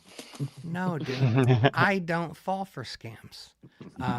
No, I am not going to reward you for being utterly driven by price and not by quality or craftsmanship. That is not the game I am playing. My sterilizers work, and they're guaranteed essentially forever. That costs a little bit more. You got a great deal on a sterilizer you never got. Think about that with your genetics. Will your vendor replace a contaminated syringe? Will he argue with you about that? How often, it's easy. I've heard a lot of people on the show say, yeah, it's just part of the deal. It is part of the deal. Yes, it is part of the deal. But if that's the first thing out of your vendor's mouth, then that's part of their business model. I don't want to hear, you got to expect some contamination. That's like going, packages get damaged in the mail. Okay. It should be that, but I'll send you out a replacement. It should be, well, right Shit now. happens, but yeah. I'll send you out a replacement. Right No now, worries. we only have 2% of our packages get damaged, and we replace them immediately. That should be the response. Yeah. Yeah. And everybody who's legitimate has to do that kind of stuff. I talk to all these vendors quite frequently, and they are bending over backwards to build a reputable business. They are replacing things without arguing about whose fault it was and all that kind of stuff. And only if it becomes brutally obvious they're being taken advantage of do they ever put their foot down about anything. And yet you still got just everybody will abandon. They could have talked to that vendor. They could go talk to Ryan for 2 hours. Maybe it's a fluke day and Ryan has 2 free hours to answer a million questions for somebody. And then he will turn around and go buy it from, if somebody else he finds out just bought from Full Canopy, and then they go, hey bro, can I get that Full Canopy you just got? People are doing that to people all the time. If your bro is totally broke, and if you're like somewhat responsible about that shit does happen. But like if all you're ever doing is just not buying genetics from people and you got a whole strategy on how you're getting it for free, then don't grow mushrooms. If you don't have, this is right. Have you ever told somebody if you cannot save up $150 for a Presto pressure cooker, then just keep buying your fruit at your raves? Sorry. Or do everybody's got $150. The guy I give $5 to on the side of the street's got $150 in his pocket right now. Don't give me you don't got $150. I see how much you dab. Don't tell me this shit. Everybody's got money. Every if broke there's people one thing got to money. Buy, it's a pressure cooker. That's what I'm saying. Like when they start giving you a hard time, pressure cooker, blah, blah, blah. No, sorry. That's true. I think flying is cool. I can't afford an airplane. So you're never going to hear me talk about how I'm trying to get into aviation because I can't afford it. That's okay. But $150 pressure cooker, guys, come on. $20. Get the Miro one for $117, and it doesn't have a pressure gauge, but I've had the same one since 2008. Dude, so same. Works great. Or you guys I don't haven't had want mine that long, but yeah, same. also Still you runs don't great. want to see the bottom of mine. You know how they say if it starts bowing out, don't use it. Bubbles out. I'm just playing the game. I want to see how long I can keep using this thing. I have to support it now because it rocks so much. Dude, I bowed out 3 of those and went back to my Miro. The Miro is all concaved on the bottom, isn't it? So it doesn't. It doesn't have. It's not double layered. It's like the Prestos are double layered, so they heat up faster. But if you heat them up too fast, then they bow. Yep. But the Miro is just one piece of aluminum that you have to replace the seal occasionally. But it's a little louder than the Prestos, but it works. Yeah, it is. It scares the shit out of my cats every time. But yeah, don't heat them up too fast. We talked about, I can't remember what show we talked about this on, but if you go read the Presto manual, it says not more than 12,000 BTUs. And if you go look up the model number of your gas stove, that big, sexy front right burner, that's usually 18,000 BTUs. So, you got to be, and it really ends up being, you don't ever want to be over the middle, roughly the middle of your, whatever your knob is or whatever. Or yeah, that aluminum just can't take it. Just gives up. Just don't turn it on all the way. Just turn it a little bit on. Yeah. That's what I do. I have the outdoor. I got it from Ace. Mhm. I just don't turn them on all the way. Works fine. Yep. Yeah. It will get hot. Those flames are hot. Yeah, you don't. It's not like if you don't use the highest setting, it won't ever get up to temperature. It will. Whatever you end up finding out for newbies too, whatever you end up finding out is sort of the idle place for your cook. Where that weight's just going, just barely maintaining a rock. That's pretty much where I put it at. Maybe just a touch higher than that. And then I let it get just a bit past 15, and then I back it off to the sweet spot, and it's good every time. Obviously, I ran low on some water a couple times, and that's why that thing's bowed out now. But it's holding tight. As long as I don't insult it, with too much heat again, I'm thinking it's going to last a surprising amount of time. But yeah. All right, guys. I work sadly in just a few short hours. Oh God. 5 hours I'll be back up. But I feel like we covered a lot, and of course still not nearly everything, but this was a good start. This is like the first roundtable where we really tried to converse about some topics. So we'll see how everybody likes it. Maybe we have to do it some more, get a little more nuanced, show off some pictures or some techniques, stuff like that.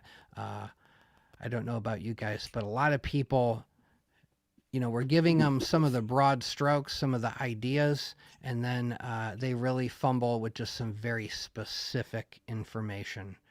So it might be fun sometime if anybody wants to go, hey, I've like I dialed in some no soak, no simmer. So, maybe one night I'll walk through, like, here's what I do. If you really want to try no soak, no simmer, why don't you give this a try? So if you guys are ever thinking, oh, people might like this trick, or man, I'm always explaining this to people, that might be worth revisiting at some point in time.